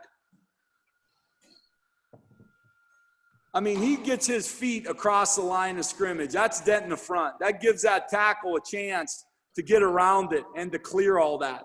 Now, the tackle, he's running to get his inside, to get his head outside. By the step of this Sam backer, right now, he knows this Sam backer right here takes that step inside. He's got it. He's got the edge. All right? Second puller makes the first puller right. We are running to circle the defense right there. All right, this formation was a lot of times a pass formation for us, you know, and so it came up in passing situations, but it also, you know, came up in 2 minutes. It's a no-brainer, man. We want to run this play. We can dial it up and go. So you'll see stepping to the near hand, right? Establishing the stagger, heading the V of the neck. Boom. All right, you'll see the pull coming, trying to get toe-to-toe, head on the outside number. All right, we established the block here. Second puller. One thing you try to tell them is you're not trying to kill anybody with this down block. We don't need you to block this guy into that gap so we can't run a speed beat, all right? So know what we're trying to do game plan-wise, and that's the battle, right? Can we get to that man? Can he beat us over the top of that pin? So if I look at that down block right there, you had the question on the down block. If I'm looking right here at the tight end, okay? And if I want to see about this tight end, this is Troy Fumagalli. Coach Turner does a great job coaching these guys, all right? You could see him step right to that near hand, okay? He's stepping right to that near hand of the defender. He is closing ground, all right? As he brings his second step, boom, his head is right in the V of that neck right there, okay? It is right there. He is wired up. Now he's trying his best to throw that leverage arm, and you could see it. You could see him throw that left arm. His right arm isn't where he wants to be, but that left arm is thrown right there. But because he knocked this off the ball, man, he reestablished the line. We're already on the edge. We're going, okay? If I'm looking at the left tackle right here, does a great job of playing it honest, man. He's not looking to kick it out. He's looking to do his best to get his inside foot on his inside foot, cover this guy up, get your head outside, and let's go, all right? Backside guard. Makes his decision back. Usually you'd think he had to get outside of that. All right, now let's take a look at the backside guard. All right, this guy was exceptional at getting this done. We missed him this year a little bit in doing it, but he could go, man. All right, and you talk about drawing a line and getting through there and getting to that spot and getting up the field. That guy got it done pretty consistently for us, okay? So we got to that will linebacker, and that's it. You get that look right there, and I got to say this, man, really good job down the field, man. Really good job down the field of squaring that up. Again, he's got 2 cuts if he needs it off of that block, exactly what we want to see. Same thing right here. We got a great block down the field here. He's got 2 cuts off of that if he needs it. Like Coach said, hopefully he takes the easy route. All right? So that was against the under Sam on, okay? This might be the under front one more time.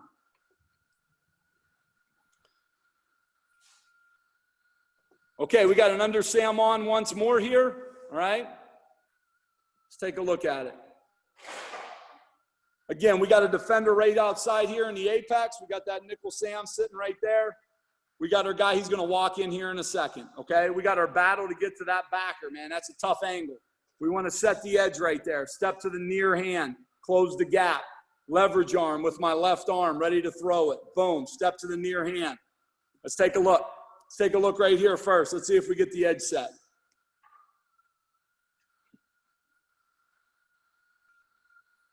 Okay, helps us out. A little bit of a rock right there. That helped us out, okay? No question that helped us out. Now, let's take a look at the left guard here. Same thing. He's got movement. Okay, he's got movement. Does a good job. He doesn't smash this guy in the no man's land, right? He gets his foot down, and he blocks him. He shields him from that, okay? Now, really impressed here by the backside tackle. Because of that lead step, he does not get picked off by the movement of the down lineman. He gets through, and he gets up to that guy. And sometimes, you know what? Pushing him by the play is not bad, man. That's a tremendous effort in my book. That's a hell of a job, you know? Oh, man, I'm getting excited. Hold on. Let me go back to that. Sorry about that. It's freaking getting fired up.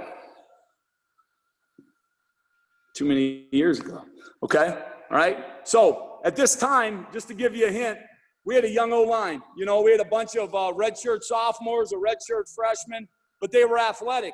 So getting on the edge of time really helped them out, and not having to adjust plays really helped them out. So this was one of those ways where we just said, we just got up and ran it. You know, first puller, second puller right here being the center makes the first puller right.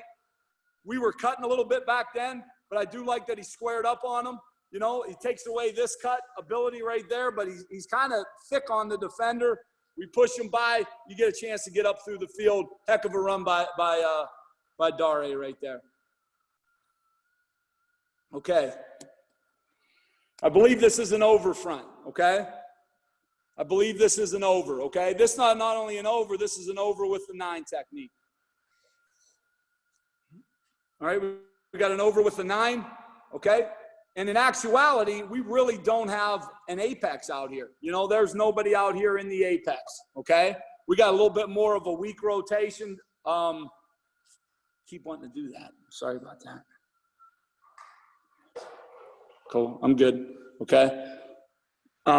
We keep wanting to get a little bit of a weak rotation right there. So as this guy pulls out here, as we get the pull, because of that 9 technique, we know everything's got to get initiated by the tackle going down, all right? The tackle will be the first to set the edge, first guard as our puller, all right? We'll read it from there.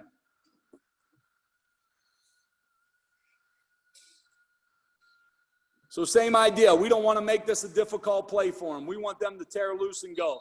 So here's my mic player, all right? I know I got a 9 technique out here. He's going to take that 9 technique. He's going to reach it. He's going to be inside foot to inside foot on that defender. He's going to reach his hand to the outside, all right? He knows if he gets stretched, he can finish with a great inside leverage arm and lock that guy out to the outside, all right? Let's take a look at the down block here. This is in a 3rd and long situation. We're going from a 2-point. Doesn't mean I can't go replace some power by this tackle, step to the near hand right there. Bring my second step to the stagger, put my head right in the V of that neck. Boom, like it, okay? It's a pretty good fit. Now, throw that leverage arm to finish.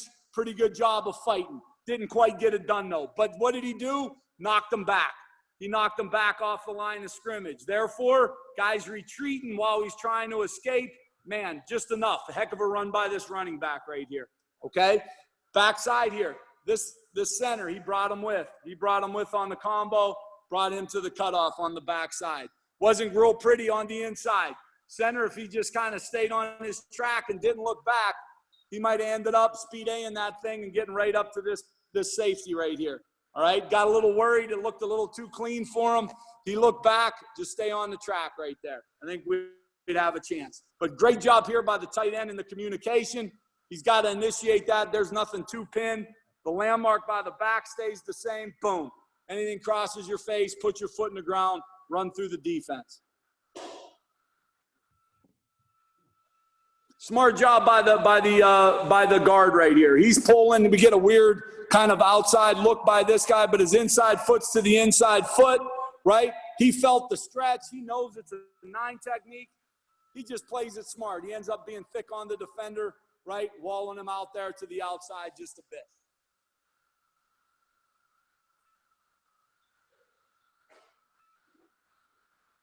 Okay, this actually was in the, this was in overtime. I think this might have been the last play of the game, okay, in overtime. All right, so similar idea, all right? We got a 2nd and 8 here, all right? We're not really wired in with an apex player, okay? We got 1-over-1, 1-over-1. We know that's gonna get taken care of, okay? We're gonna try to initiate the pin right here. I really like the tackle as a puller. There's no one in the apex. He should take the first, okay? Here comes the center. He's the second puller. He looks inside, man. He's going to try to read off the first puller. He'll be in the alley. The hard part is, can we get to the backside backer, or can this tailback outrun him? That's the deal, all right? That's the deal. That's going to be the hard part on any pin pull, right? Can you get to those spots? How the heck did that work out? Pretty good running back, that's why, all right? But if you look at it, I thought this is a pretty good example of the whole theory of it. This right here, I got to get to this guy, and I got this look off the backside tackle has got to get to him, right? That's nearly impossible, right? Nearly impossible. But this track of the back's got to help you. It is a foot race between these two guys, you know. You could see the backside will linebacker right here. You know, this isn't one where he's looking to cut it inside. He's not looking to go A-gap. He's trying to run this ball outside this hip of this tight end. And if anything crosses his path, then he'll put his foot in the ground and run through the defense. If nothing's putting his foot in the ground, nothing's crossing his path, he's running. He is running right there, all right? So as we go back, let's start with the pin. Now, we've been running this for quite a while. This guy's thicker, so that first step should be right up the field right there. Second step should be right up the field right there because the near hand's right there. Now it's almost like a square, almost like you're squared up on that reach. I still want to start it with my inside footwork, replace some power, all right? As you get that puller coming off right there, he's going to get leverage, and he does. Makes a big difference on the play. I liked him pulling, so I had that guard reach, all right? That center's going to do his best job right here to be that second puller. He's in a foot race. He's out leveraged right now in a big way, all right? But he's going to end up on this safety because this tackle does a great job. This tackle doesn't just run the air out here. There's nothing there, so he curls it. Boom, he's right there for that Mike backer, and the center's ready to make him right. Okay, pretty good job by 65 on the fit. All right, we get just enough out of the tight end. He gets movement. He knocks it back. He creates an edge for the back. All right, the tackle pulling around. All right, this tackle on the pull does a great job of pulling around, but he's inside foot to inside foot. He is squared up, man. He is a squared up dude on that guy. All right, he gives both cuts right there. Okay? Inside, obviously not a great job here by the guard. He's got to do a better job on the reach. He's got to let it go just a little bit more on that reach block. All right? Guy reads out of it, man, becomes more of a factor than we like. But in reality, the tough thing is who can set the edge by the defense, and can we beat that guy right there? All right? Can we get to him with the line, or can we get to him with the back out running him? So that's the game. All right? We got an edge because tackle makes a good decision. We get our second puller. Boom. He's right here. We got to knock that out. This is a young player right here. He does not knock that out the way I would like. You know what I mean? This guy got much, much better at this as it went along. But here's the center on the pull. All right, if I'm watching the center. All right, this is one of the things I'm talking about. He's pulling out here. At this point, we have got to be a difference maker. We have got to drive, pry, strain our body to go ahead and create a hole right there. We are not in an accepting mode. We are not looking to accept contact. We're looking to deliver it. And right here, I think we do a little bit more of accepting it. We get on an edge. We don't get our pads to meet pads. We don't go. All right, we got to be a little better there. Forces the back to put his foot in the ground, right? He's got to run through the defense now. It is not getting outside of this center. He's got to run through that defense. Boom, and he does. He runs right through that effort by the Will. Will makes a great effort on the run through. He gets through it. Got great blocks down the field. and it ended the game. But I thought that was a really good example of why you run the play. You run it to get the ball outside the edge, right? That's why you're running it. You are racing that backside backer, okay? All right, let's see this one, okay? We got an over front. Well, maybe we don't here. What do we got? We got an under front. We got an under front, more of a Sam on. All right, we got a little bit of movement.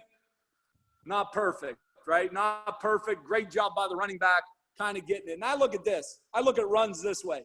Man, there's going to be some times where you want to hit a home run, right? This is the look you got this run for, man. This is a no-brainer.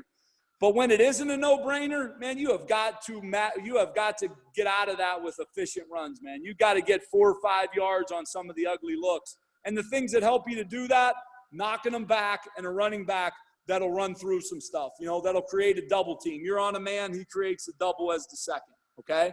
So out of this look right here, all right, we're looking for this pin, boom, setting the edge, right? We're looking for this pull for the Sam backer. Now I got to get to that Mike off this pull, not an easy deal, right?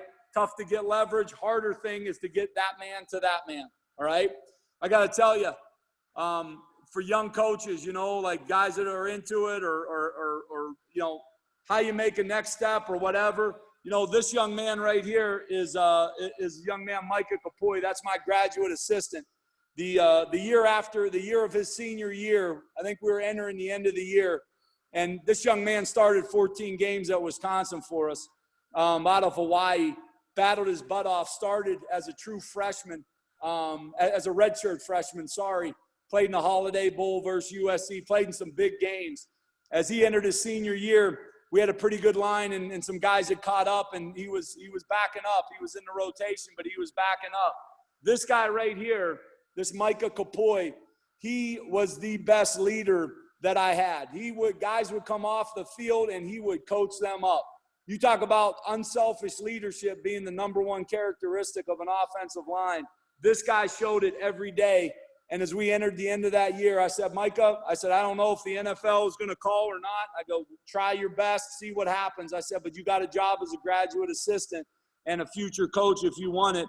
So I always say this, I don't care what level you're coaching at or if you care and you're willing to give of yourself and you're willing to invest in the development of somebody else, that's what this guy shows. He's going to be one hell of a coach. He's done an amazing job for me already in 1 year. 1 year after graduation to step in and hold down the role of the GA, man. Couldn't be more impressed with that young man, all right? But right here, he's got a bitch of a block, man. There ain't no question about it. He's got in a foot race to get to that guy, and Michael would be the first to tell you he'd win a lot of fights, but he don't want to win a racing fight, right? He don't want to be in a foot race to that guy, all right? So, it's a great job by the back. Again, he gets there, he outruns it, no question, a little bit ugly there on the cut. But you know what? It's an ugly run, but between the back and between the course and between the detail, we get to the edge and we make something happen, okay? This is against the odd front. Right? This against the odd front. This against LSU up at Lambeau a few years back, okay? A tough defense really to do much against. All right, we wanted to get a chance to get on the edge. We had some great plays, some great up and down plays, but we wanted to have something available to us to get on the edge. So we have this pin pull playing, and out of this odd front, we thought against this group we could go ahead, we could step to that near hand, we can get to the edge, we can set the edge right there. As you can see, they got a little bit of a weak side rotation. There's nobody out here in the apex. All right, so as he sets the edge, we get the pull. He's going to look inside. All right, why? Because there's no one to look outside for, and the point will help him as well in this situation, okay? As we get that second puller going, he knows he's going to pull off of that first one, all right? He might be right around that or right inside that, depending on how that second puller plays it, but he has a man pull for him, so he's responsible for that run-through if that run-through would happen, okay? Let's take a look at that off the play side. Okay, first I'm taking a look at this down block right here. See how that gets set up.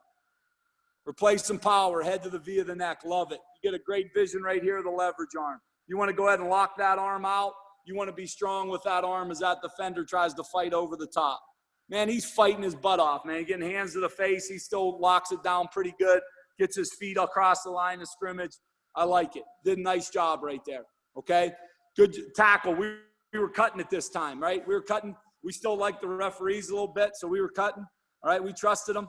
All right. Here, we're going to be a little bit thicker on that guy. All right. I always say, if you're going to cut, man, I got a great coaching point. Really, same coaching point from two coaches. Bill Callahan, who had me in college, was great influence. Bob McKittrick, who I played for at the Niners. Man, you stared through their eyes, man. You sucked that defender right to you.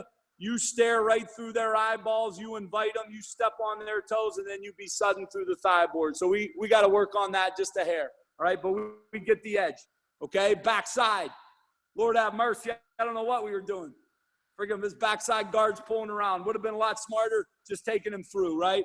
Would have been smarter. Hindsight, we could have just taken him through because all he had to do was get the 9 right there, all right? A little bit better awareness. But I love the back, man. The back is out and running. He's out and running. We get this ball to the secondary, okay? Shoot. That's a pretty good job. Pretty good effort by those wide receivers. Give him back.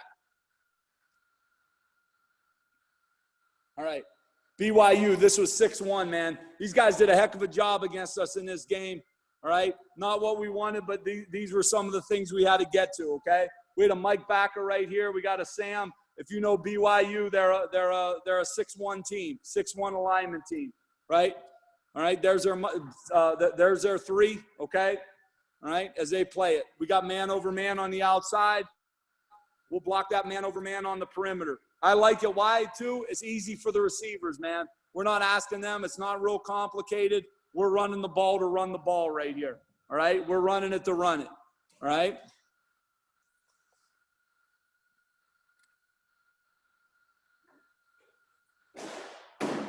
Good run, good efforts up front. Okay, we got to set the edge right here now, all right? We got to set the edge with the tight end. Let's take a look. Do we step to that near hand? Do we establish the stagger? Do we get the head in the V of the neck with our leverage arm ready to go? Let's see it. Stepped a little bit where? Where do we step on this one? Do we step to the near hand? No, we step to the inside hand, which is the biggest thing, right? That's the biggest thing. Young tight end, redshirt freshman, man. This dude is going to be a dude for us. But he's a young player right here. You get nervous. You step to the inside hand. You don't close the gap. Now he can read over the top. But fought his butt off to stay with it. Kept straining. Guy kind of stuck to him a little bit. We'll take it, all right? We get a tackle pulling right here. Again, he's got Sam on the edge. He's not thinking kick out. He's thinking put your inside foot on his inside foot. Put your helmet on the outside armpit of that defender, okay? If he's up the field, you're going to kick it. He's not. Boom. Now we got the edge. Okay, we got the edge. The job of the second puller right here. The job of the second puller. Second puller, make the first puller right. All right? You make the first puller right. It's a kick out. You're up inside. He logs it. You log it. Boom. Like that cut. This is a much better cut. Look at him stare right through that guy. Eyes, eyes, eyes, eyes. Maybe step on his toes just a hair more, but I like where it's going. Okay? Right here. Step to the near hand. Okay? Establish the stagger, head in the V of the neck. Throw your leverage arm to finish. Boom. Stay up, finish. Good fit. Stay up and finish. Good job of getting to the edge. Backside, we're in pretty good shape, right? Backside, I thought these guys did a pretty good job. They got it, man. They got great leverage right here. We got a sift to this guy. We got a cut off here. We got a chance. Back. Put it out there, man. Put it out there. I'm not looking to cut it back until it gets on that edge. Put it out there and go.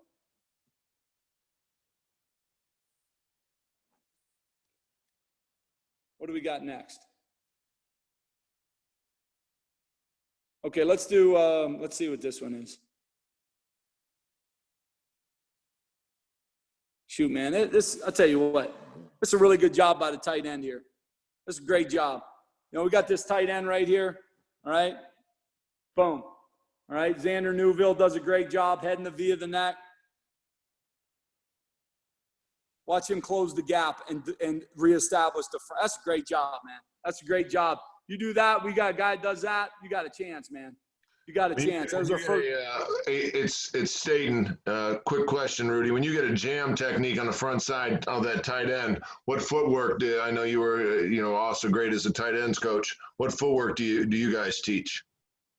When you got a head up guy, you saying? Yeah, when you got a jam guy, when you got a head up guy. If he's a head up guy, if he's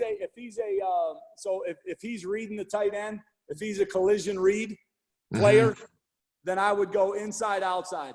Mm-hmm. You know what I mean? If Oh, that's I totally know what you mean. What if you got one of those guys that say, you know, he's going to end up in the D or the C gap, and he's a movement guy, you know, right off the jump? Is it protect the inside first or protect the outside first? Is that depending on where your Sam linebacker's located? Yeah, me personally, if this guy's here, if this guy's head up to me, like if this guy becomes a head up player to me, right? Yeah. Oh, sorry. If he becomes a head up player and he wants to jam this guy, and I had a gap between this like this, then I would go ahead and I would put this on a combo right now and I'd pull him around.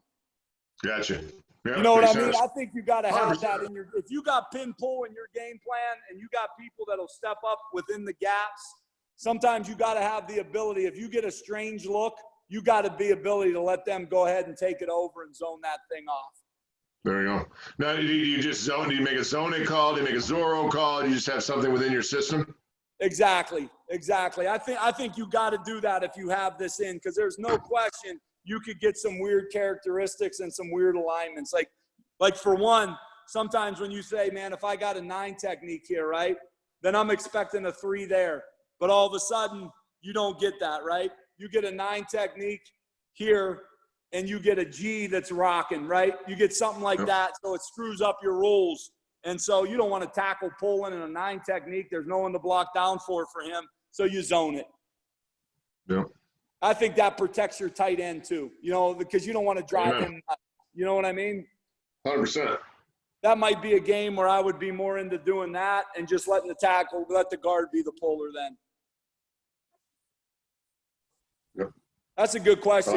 I like it. That's it, man. Sometimes the last thing you want to do is give a guy a job that you're not sure if he can get done. Like if you know he can get it done, but he's got to be good to get it done, I can live with it.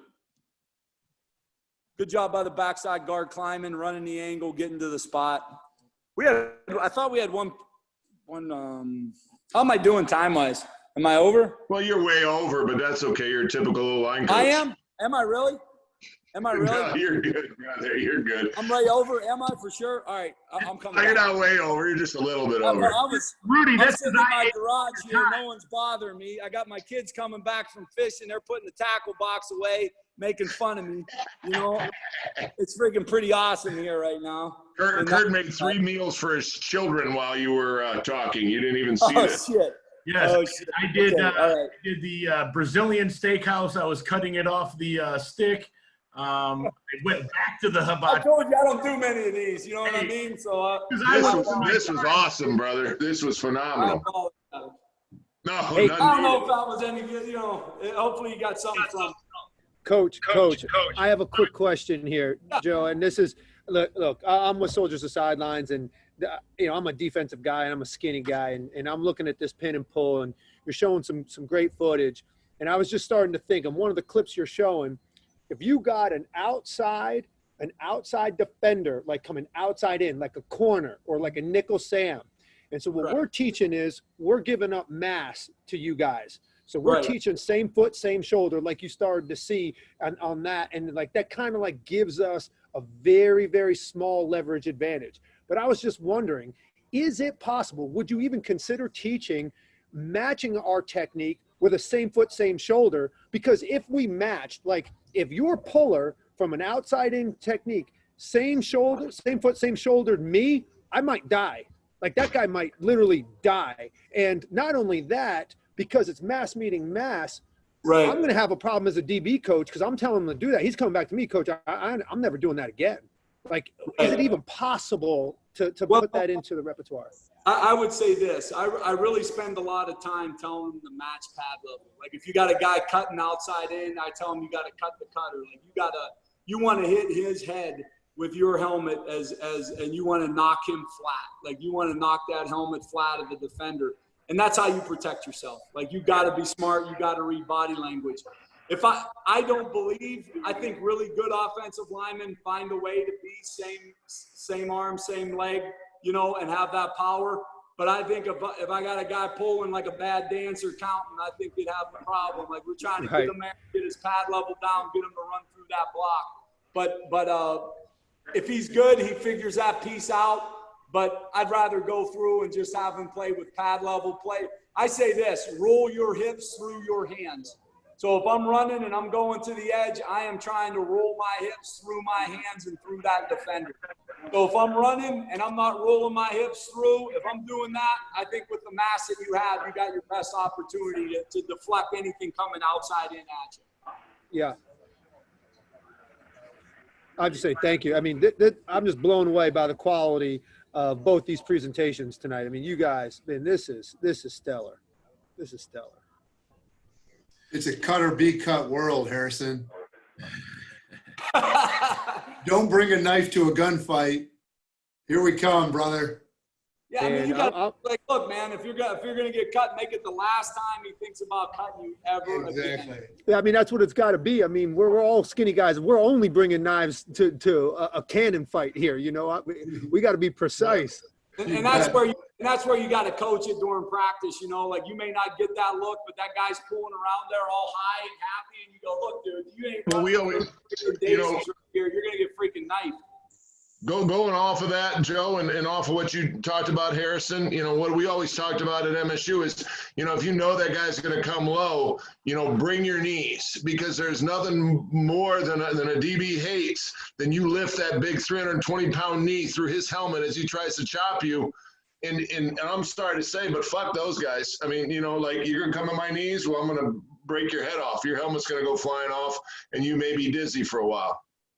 Yeah, I watched enough UFC with Terry Heffernan there in our GA day together to know that if you throw that knee or you decide to cut the cutter and bounce his head off the turf, that's it. Eventually, they're going to make the business decision, and so at the end of the day, you know, it's my we're going to win out on that. My question to you, Rudy, is. I have specific rules in this in terms of when I get the 3-6-9 look, right? So you got a 3 technique, you got a 6 technique, and then you got the 9 sitting outside. Are there specific rules that you put in place, or do you continue to lock down with the tackle and pull the guard for the edge guy? You know, I kind of have a I call it the little John rule, the 3-6-9 from the window to the wall. Obviously, the 3-6-9. I pull the tackle because I can. If that 9 technique is going to go set the edge, I can get my tackle on there faster, and I'll jump reach the 3 technique. But I'd be interested to know what you teach. I think if I felt equally confident with the guard and tackle puller, I always think there's just certain guys that are pullers, man, and they tend to get right. You know, when they get out there. They're forceful, they're physical, but I think both guys being equal, I think you're dead right. I think you got a great chance at that point. You know, you got a read and 6 technique most days. Replace some power, footwork, boom. Send your tackle out. You got a great chance to catch the edge right there, especially versus that's usually a man team, right? Usually got a man team right there. Tight end steps in like an inside release. He takes a step with him. You got the edge. I like that. I think that's the right way to do it. Anything else from anybody? Hey, Coach, I had a quick question. So I played at Arizona under Rich Rodriguez. We ran a lot of like inside zone and wide zone. And I see a lot of similarities in wide zone in this play. And I was just, you know, Coach Manning brought the point up of carrying both duo and zone. And just kind of, you know, what would make you run pin and pull over wide zone?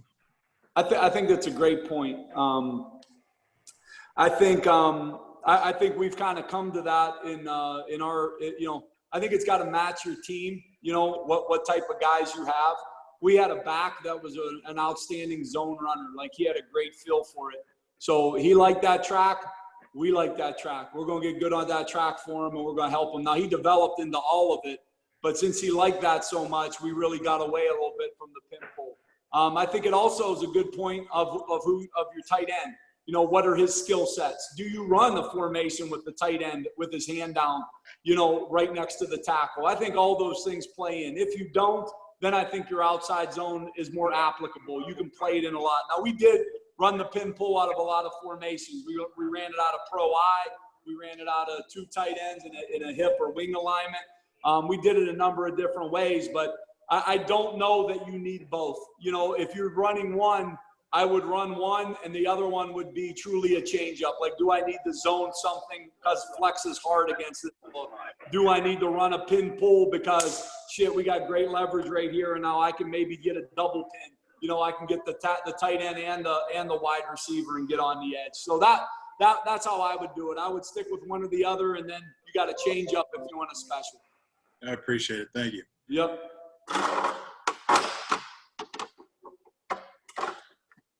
The one thing. Anybody else on it? Yeah, real quick. The one thing, Coach, you just asked that question, wide zone to outside zone. A little bit for us, it allows us. We hand it off same side, the one back outside zone pin and pull play. So it allows us to break some tendencies. You just asked that question, and I think we put our back same side, and I think that helps us because now we can show counter, we can show some other things going the other way. So it gives us a great complement as well, if that makes sense. I got a question for you. When you had him same side, what was the footwork and back action that you utilized? I'll throw this up here real quick. Did that screen share? Yes. Okay, so Coach Rudy, this is wing tight end. Just a one I threw up here. Let's see here. Let me get this. There we go. All right. So tailback, same side. See, he just kind of opens, and the quarterback is going to bring him the football. This is something we got from Chip Kelly years ago. He's just going to bring him the football, and then he's going to get it on out there. And I think I got one to show from the tight copy here. I know there's a little lag, but I'll just show it to you right there. See, he just kind of drops that call side foot, opens up the pocket, and the quarterback brings him the football. That's pretty. I like that. Yeah. And so here it is, and I'm going to show it to you real quick with the off the ball tight end as we get to the next one here. But what it allows is we can move the tight end or keep the tight end off the ball. So if the tight end is here, all right, now we can show counter, we can show inside zone with the tailback deep over here, and then still bring it back call side. So it breaks a lot of tendencies for us. So it's just a way to break tendencies as well as get the ball to the perimeter, all those things you talked about. I like that. Coach Kurt, you guys often run pin pull with your tight end off. What are the biggest coaching points to that? Again, I think it's we always talk about splits, and when people talk splits, we talk about width between linemen on the line of scrimmage, but there's a lot of splits that are vertical splits, right? And so even as an offensive lineman, you're talking about level 1, level 2, level 3. That's how I kind of think of it in terms of, we play our base in terms of level 2. My eyes as an offensive lineman, if I look inside, I'm breaking the midpoint of the numbers of my center.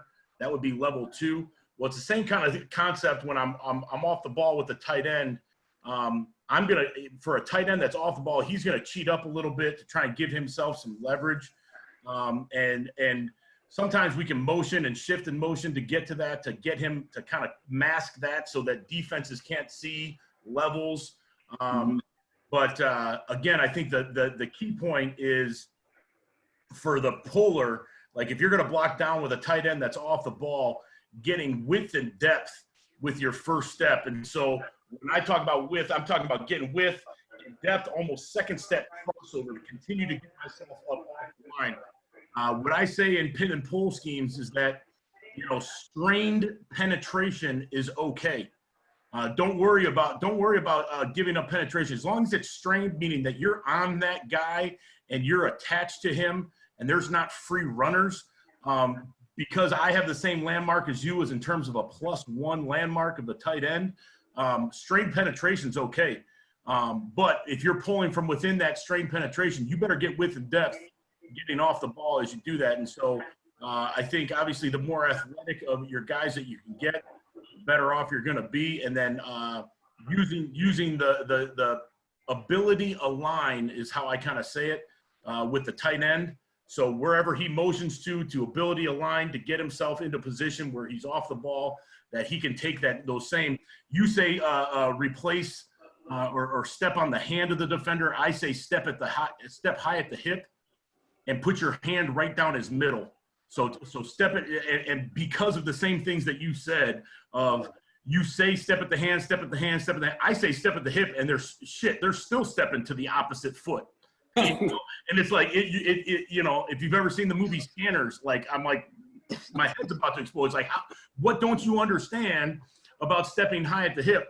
But, you know, efficiency with your movement, right? So I know I'm reversed backwards as I'm doing it, so it's hard to do it. But like, if I'm going to step high at his hip, right?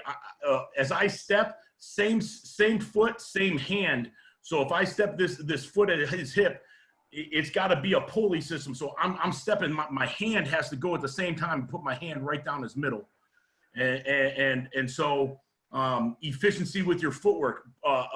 As I'm sitting there and I'm stepping, again, I'm going backwards, but if I'm stepping with this, I need to anchor myself on the instep of my foot, because if I step underneath myself or false step at all, right? Sometimes that 6 inches is the difference between strain penetration and giving up vertical penetration, where it's knocking off, you know, the width and depth with your pullers. So I think it's smoke and mirrors. But I think we're talking the same language, man, or we're talking the same thing, just using a little bit of a different dialect. Love it. Good stuff. Kurt, I asked this, just, you know, maybe this is a final question. We've been on here for a couple hours, and it's been great stuff, and I appreciate the panel.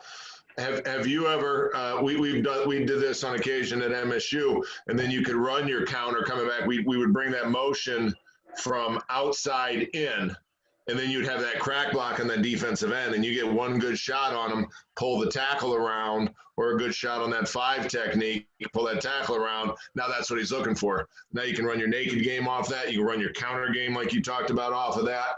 I don't know if you have done that, but it was very successful for us on occasion. Yeah, and I would say that the cool thing is that if you have toss schemes, right? The old NFL truck schemes. If you have that, whether it's a 3-man surface out of like a bunch formation or a 2-man surface, where you can really mess with them in terms of leverage of formation, shifting and motion in it. I mean, and then be able to go under center and or gun and hand the ball off in that realm. I always carry both. And someone asked the question earlier about having outside zone. I think you know, for teams that can't hold up front, that are constantly moving, that are more than one gap, get vertical penetrate, you know, that are long sticking, doing that type of stuff. I think that, you know, I'll start living in the outside zone world and just truly zone and not have to pin and pull. Teams that are like either one gap penetrators or they don't move much at all, then I'm going to try and cut the defense. And I'm going to try and take advantage of where I can cut the defense, you know, and that's how I see, you know, the difference between. So I'm going to teach both. I'm going to have both in my offense, and then, you know, very similar to my ideology in terms of having no pull power, right? Having duo and having inside zone. I'm going to carry both, and I'm going to make a decision as a game plan what I'm going to major in that week. Yep. I mean, what a great day. I know that, you know, we all are here for Soldiers, the sidelines, and Harrison. And, you know, I appreciate you, and I appreciate what you stand for in this program. And Brady, thanks for everything you do from behind the scenes. And, you know, I just look forward to next week. You know, we're trying to give a Big 12 edition. So I hope everybody on the panelists crew right here is able to come back. Hopefully we get a couple more, and we're able to work forward through this, because, you know, it's this times like this in this pandemic, it's time to give back. You know, it's time to give to those who have given so freely for us, you know. And if there's anything I can ever do for any of you guys, I mean, all I have is time right now. Duvendek and I laugh, we chuckle together, you know, because shoot, we're trying to figure out our place in our household, with a couple of kids running around. So, and I just add this just because he's become a good, dear friend of mine, and guys out there who are, with job, and who knows the way this season's going to go. But if any of you, I've had the fortune to work next to him quite a bit. He was a high school coach this last year. Darren Keaton's on this panel. Or if anybody out there, needs a GA, did a great job at Central, did a great job for the Lions. And the dude knows what he's doing. So, we're always looking for good O-line GAs. I know every one of us has been hit up on occasion. Man, I need it. Who do you have? But he's in on this panel. And he spent, many days as a high school coach with me, and just in the room talking to guys. He knows how to react. He knows how to act, and he knows his shit. So, I just to throw that shout out to my guy, Darren. So, but I appreciate it. Hey, Steve, can you share his contact info with me? I definitely will, brother. Appreciate you. Absolutely. Guys, we got this is Brady with Soldiers Sidelines. We got one more question, one for Coach Anderson, one for Coach Rudolph, real quick. I think they're pretty quick questions. Can you explain your Kurt? Can you explain or go over your clap drill real quick? Yeah. So everything that we do from when I start in the shoots, like I have everyday drills. And so I'll start out in the shoot. I got the big tarp shoot, right? That's a big square. You can fit, 3 of our fat asses in there, and the guys holding the shield underneath. And I'll start with I actually start with an old D-line drill, right? A 5-point explosion, hand in the ground. How fast can you get your hands from the ground to the man, right? And so I teach not retracting my hands. Because when I was fortunate when I first got into GA and stuff like that, I was obviously an O-line guy, having played O-line, and Coach Carr. I came in and he put me on the defensive side of the ball. And I was very fortunate to work with Steve Stripling, who's one of the greatest defensive line coaches. If you don't know Steve Stripling, pick his brain. He's an unbelievable teacher, great human being, even a better human being. But I learned a lot about what I wanted to teach technique-wise from an offensive standpoint, just from listening to how he teaches how to attack offensive linemen. And so I had always played and lived in that world of first step in the ground, retract your hands, second step, bring in your hands. And when I sat there and I listened to, Strip talk about how fast can they get their hand from the ground to the man, to me, it was about the first significant contact is going to win the rep. And so I'm going to teach how fast I can get myself from the ground to man, because reality is my power is going to come from the floor up. My power is going to come from my whole foot in the ground, through my calves, through my hamstrings, through my ass, right, my lower back, and then my hands are just levers. My hands are talking about technique in terms of where I put it. So I start every day from that 5-point explosion and how violent can I snap my hips in, and how fast can I get my hands from the ground to the man. And then I raise it up and we back them off, and I get how fast can I get my first 2 steps in the ground, and I call it cliffhangers.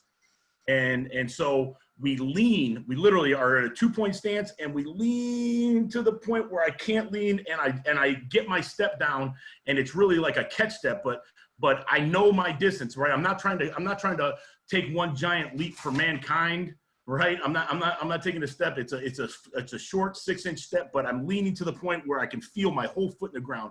Because if I'm not leaning, right, I can get on my toe, but if I'm leaning enough that if I fell flat on my face, I got to stick my foot in the ground, put it planted in the ground, get my whole foot in the ground, and then I'm going to bring my second step. And so I'm thinking about how fast can I get my first 2 steps in the ground. And when I see that it's not working, I'll actually stop them, and I'll say, how fast can you get your first 2 steps in the ground? What's the rhythm in your head? And they'll stop and they'll clap. How fast can you get your first 2 steps in the ground? Get your first 2 steps in the ground. Let's unlock our hips. Let's be violent. And so I'll constantly work that drill. And then the last thing that I do is I'll put the boards in. And so some of you high school coaches probably have those 5-yard black like boards that you duck walk down. And so to me, I don't believe in that because I believe that we're kind of the most special athletes that there are on the field. Because to move another man against his will, it takes a special kind of athlete. There could be position diversity amongst all other positions. You can take a wide receiver and you can make him a DB. You can take certain guys and move them around the field. You can take another athlete. You can take a soccer athlete, and if he's nimble enough, maybe you can make him a receiver or something like that. But to take somebody and make him an offensive lineman, we are a special breed, and it takes a special kind of athlete. And so, but to me, everything's going to happen within those first 2 steps. And so my departure angle and how fast I get those first 2 steps in the ground, and I talked about levels, like to me, that's important. So the further I can get off the ball without cheating it, and I can get those first 2 steps in the ground is only going to help my technique. And so I take those big long boards, and everywhere I've been, I think the equipment guys look at me like I got what growing out of my forehead, and I say, saw those sons of bitches in half. And I only want that thing to be about 2 feet long, 3 feet long. And because when I take my footwork and I get off the edge of that board, I got to go be an athlete. So I go through moving the boards from straight up where we toe it to the right and get our first 2 steps down the board. But how fast can I go and unlock my hips? And I take it to that point. I'll get them on an angle on like an outside zone track, and I'll gain ground with my first step, second step down the board. But how fast can I get my first 2 steps in the ground? Bam, bam. How fast can I get my first 2 steps in the ground? What's the rhythm of your head? Bam, bam. What's the rhythm of your head? Bam, bam. And so I do that every single day, and I've gone through a couple seasons. I've been doing this long enough, that there's some seasons where I got away from doing the everyday drills. And what I noticed is when you got towards the tail end of the season, like you get to more game planning, you get to more, hey, this is game specific drills. And then the little things kind of go to crap, and your pad level gets high, and your footwork gets shoddy, and your first 2 steps aren't as fast. And so I'm going to take the 5 minutes, and I'll expedite it. They know how efficient they need to be, but I'll expedite it. But we're going to get our first 2 steps in the ground. We're going to do our everyday drills throughout the entirety of the season, so that when it comes down to it, the nitty gritty of what we do, we are on top of our game. So hopefully that answers your question. That was a great answer. The whole time you were talking, I was looking at Harrison. He leaned in. I get to see him looking about shin angles and biometrics of speed as you're talking about the leaning. That's Harrison, man. Hey, Harrison, you text me so I can give you my address. I want you to buy a cigar from that cigar bar you're at, because you're making all of us jealous. Bro, yes, I will absolutely do that. Just so you know, I'm smoking a Paul Garmirian right here. It's a Symphony 20. This is a badass cigar. I'm just saying, it's a medium to full body. It goes great with beer, and I'm sending you one, buddy. Awesome. Hey, we got one more quick question for Coach Rudolph. This goes back to your pin and pull stuff week, but brings it inside to the center. Are you teaching the same technique for the center pinning back on a shade? So if the center were to pin back on a shade and you were going to bring like the backside guard, was your puller? Yes, I assume. Yeah, I would probably teach him the same. We run into that sometimes. Sometimes you got defenses and they do a great job of scheming you, and they'll play a nose so tight in the V neck of the center that he'll slip inside that guard if you don't have a guard that can win that consistently. And sometimes I will utilize that. I'll pin with the center and bring the backside guard around. I would teach it very similar. You know what I mean? I would teach him inside backside footwork, so replacing power footwork on the play. Try to find a similar fit and leverage arm. If the guy was so tight that he was almost a zero, he was so heavy on the center, I wouldn't be opposed to him using play side footwork right there. But yeah, we've seen that a few times, man. Like I said, defenses work damn hard to try to stop you, and they can affect you. If you got a quick nose that can kind of slip in there and really run the hip of the center and kind of eat up that vertical split that Coach Kurt was talking about between your center and your guard, and you don't have a guard that can close that gap fast enough, we've done that at times. And Tyler was one, the center we had this past year was a pretty good one at feeling that type of thing and making good decisions for the guards next to him. Awesome. Yeah, that's a great answer. How good of a center did the Dallas Cowboys get this year, by the way? I love him, man. We called him Badger because he kind of looked like a badger. He's freaking chubby and freaking kind of fat-faced and tough as nails and freaking battle and freaking rub dirt on his face and go to work. And, but the thing he did better than anything was he made the guys around him better.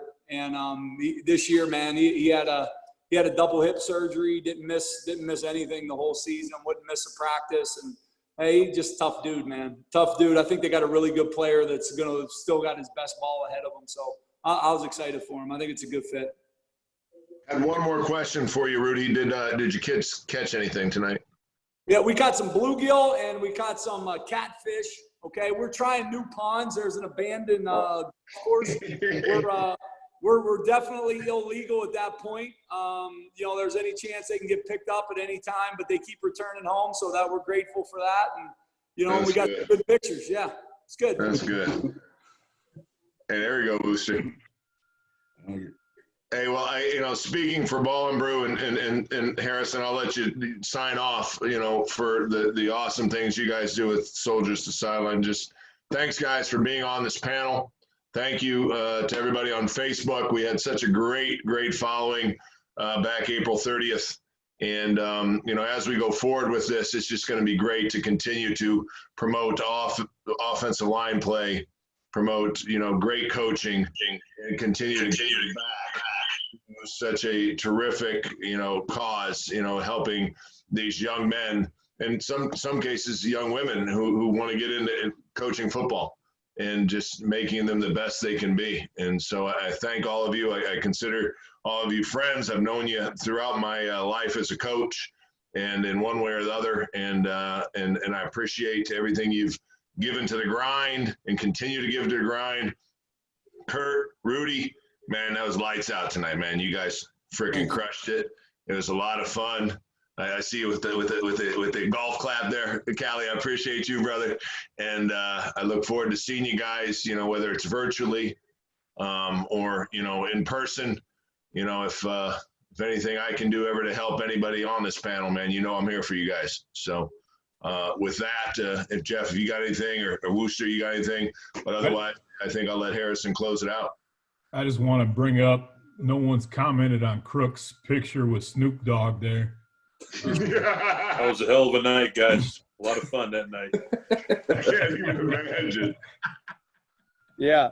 Lastly, Coach Rudolph and Coach Anderson, that was lights out. I mean, there's no words that can express like how great the quality of that presentation was. Just so awesome. I got better. I know everybody watching got better, and we are so grateful for your time and your expertise. And you are helping so many folks tonight, and you might not even recognize the depth of your impact. It's going to show up one time. I promise you, in about 10 years from now, one of our soldier coaches is going to show up and pass one of you guys, maybe at the AFCA convention at a happy hour or something. We're going to share a beer, and someone's going to be like, Coach Rudolph, Coach Anderson, I watched that presentation and it's changed me.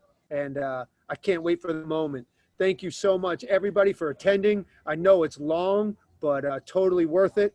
Hey, let's get one last social for Ball N Brew. Proud to be great partners. Be safe.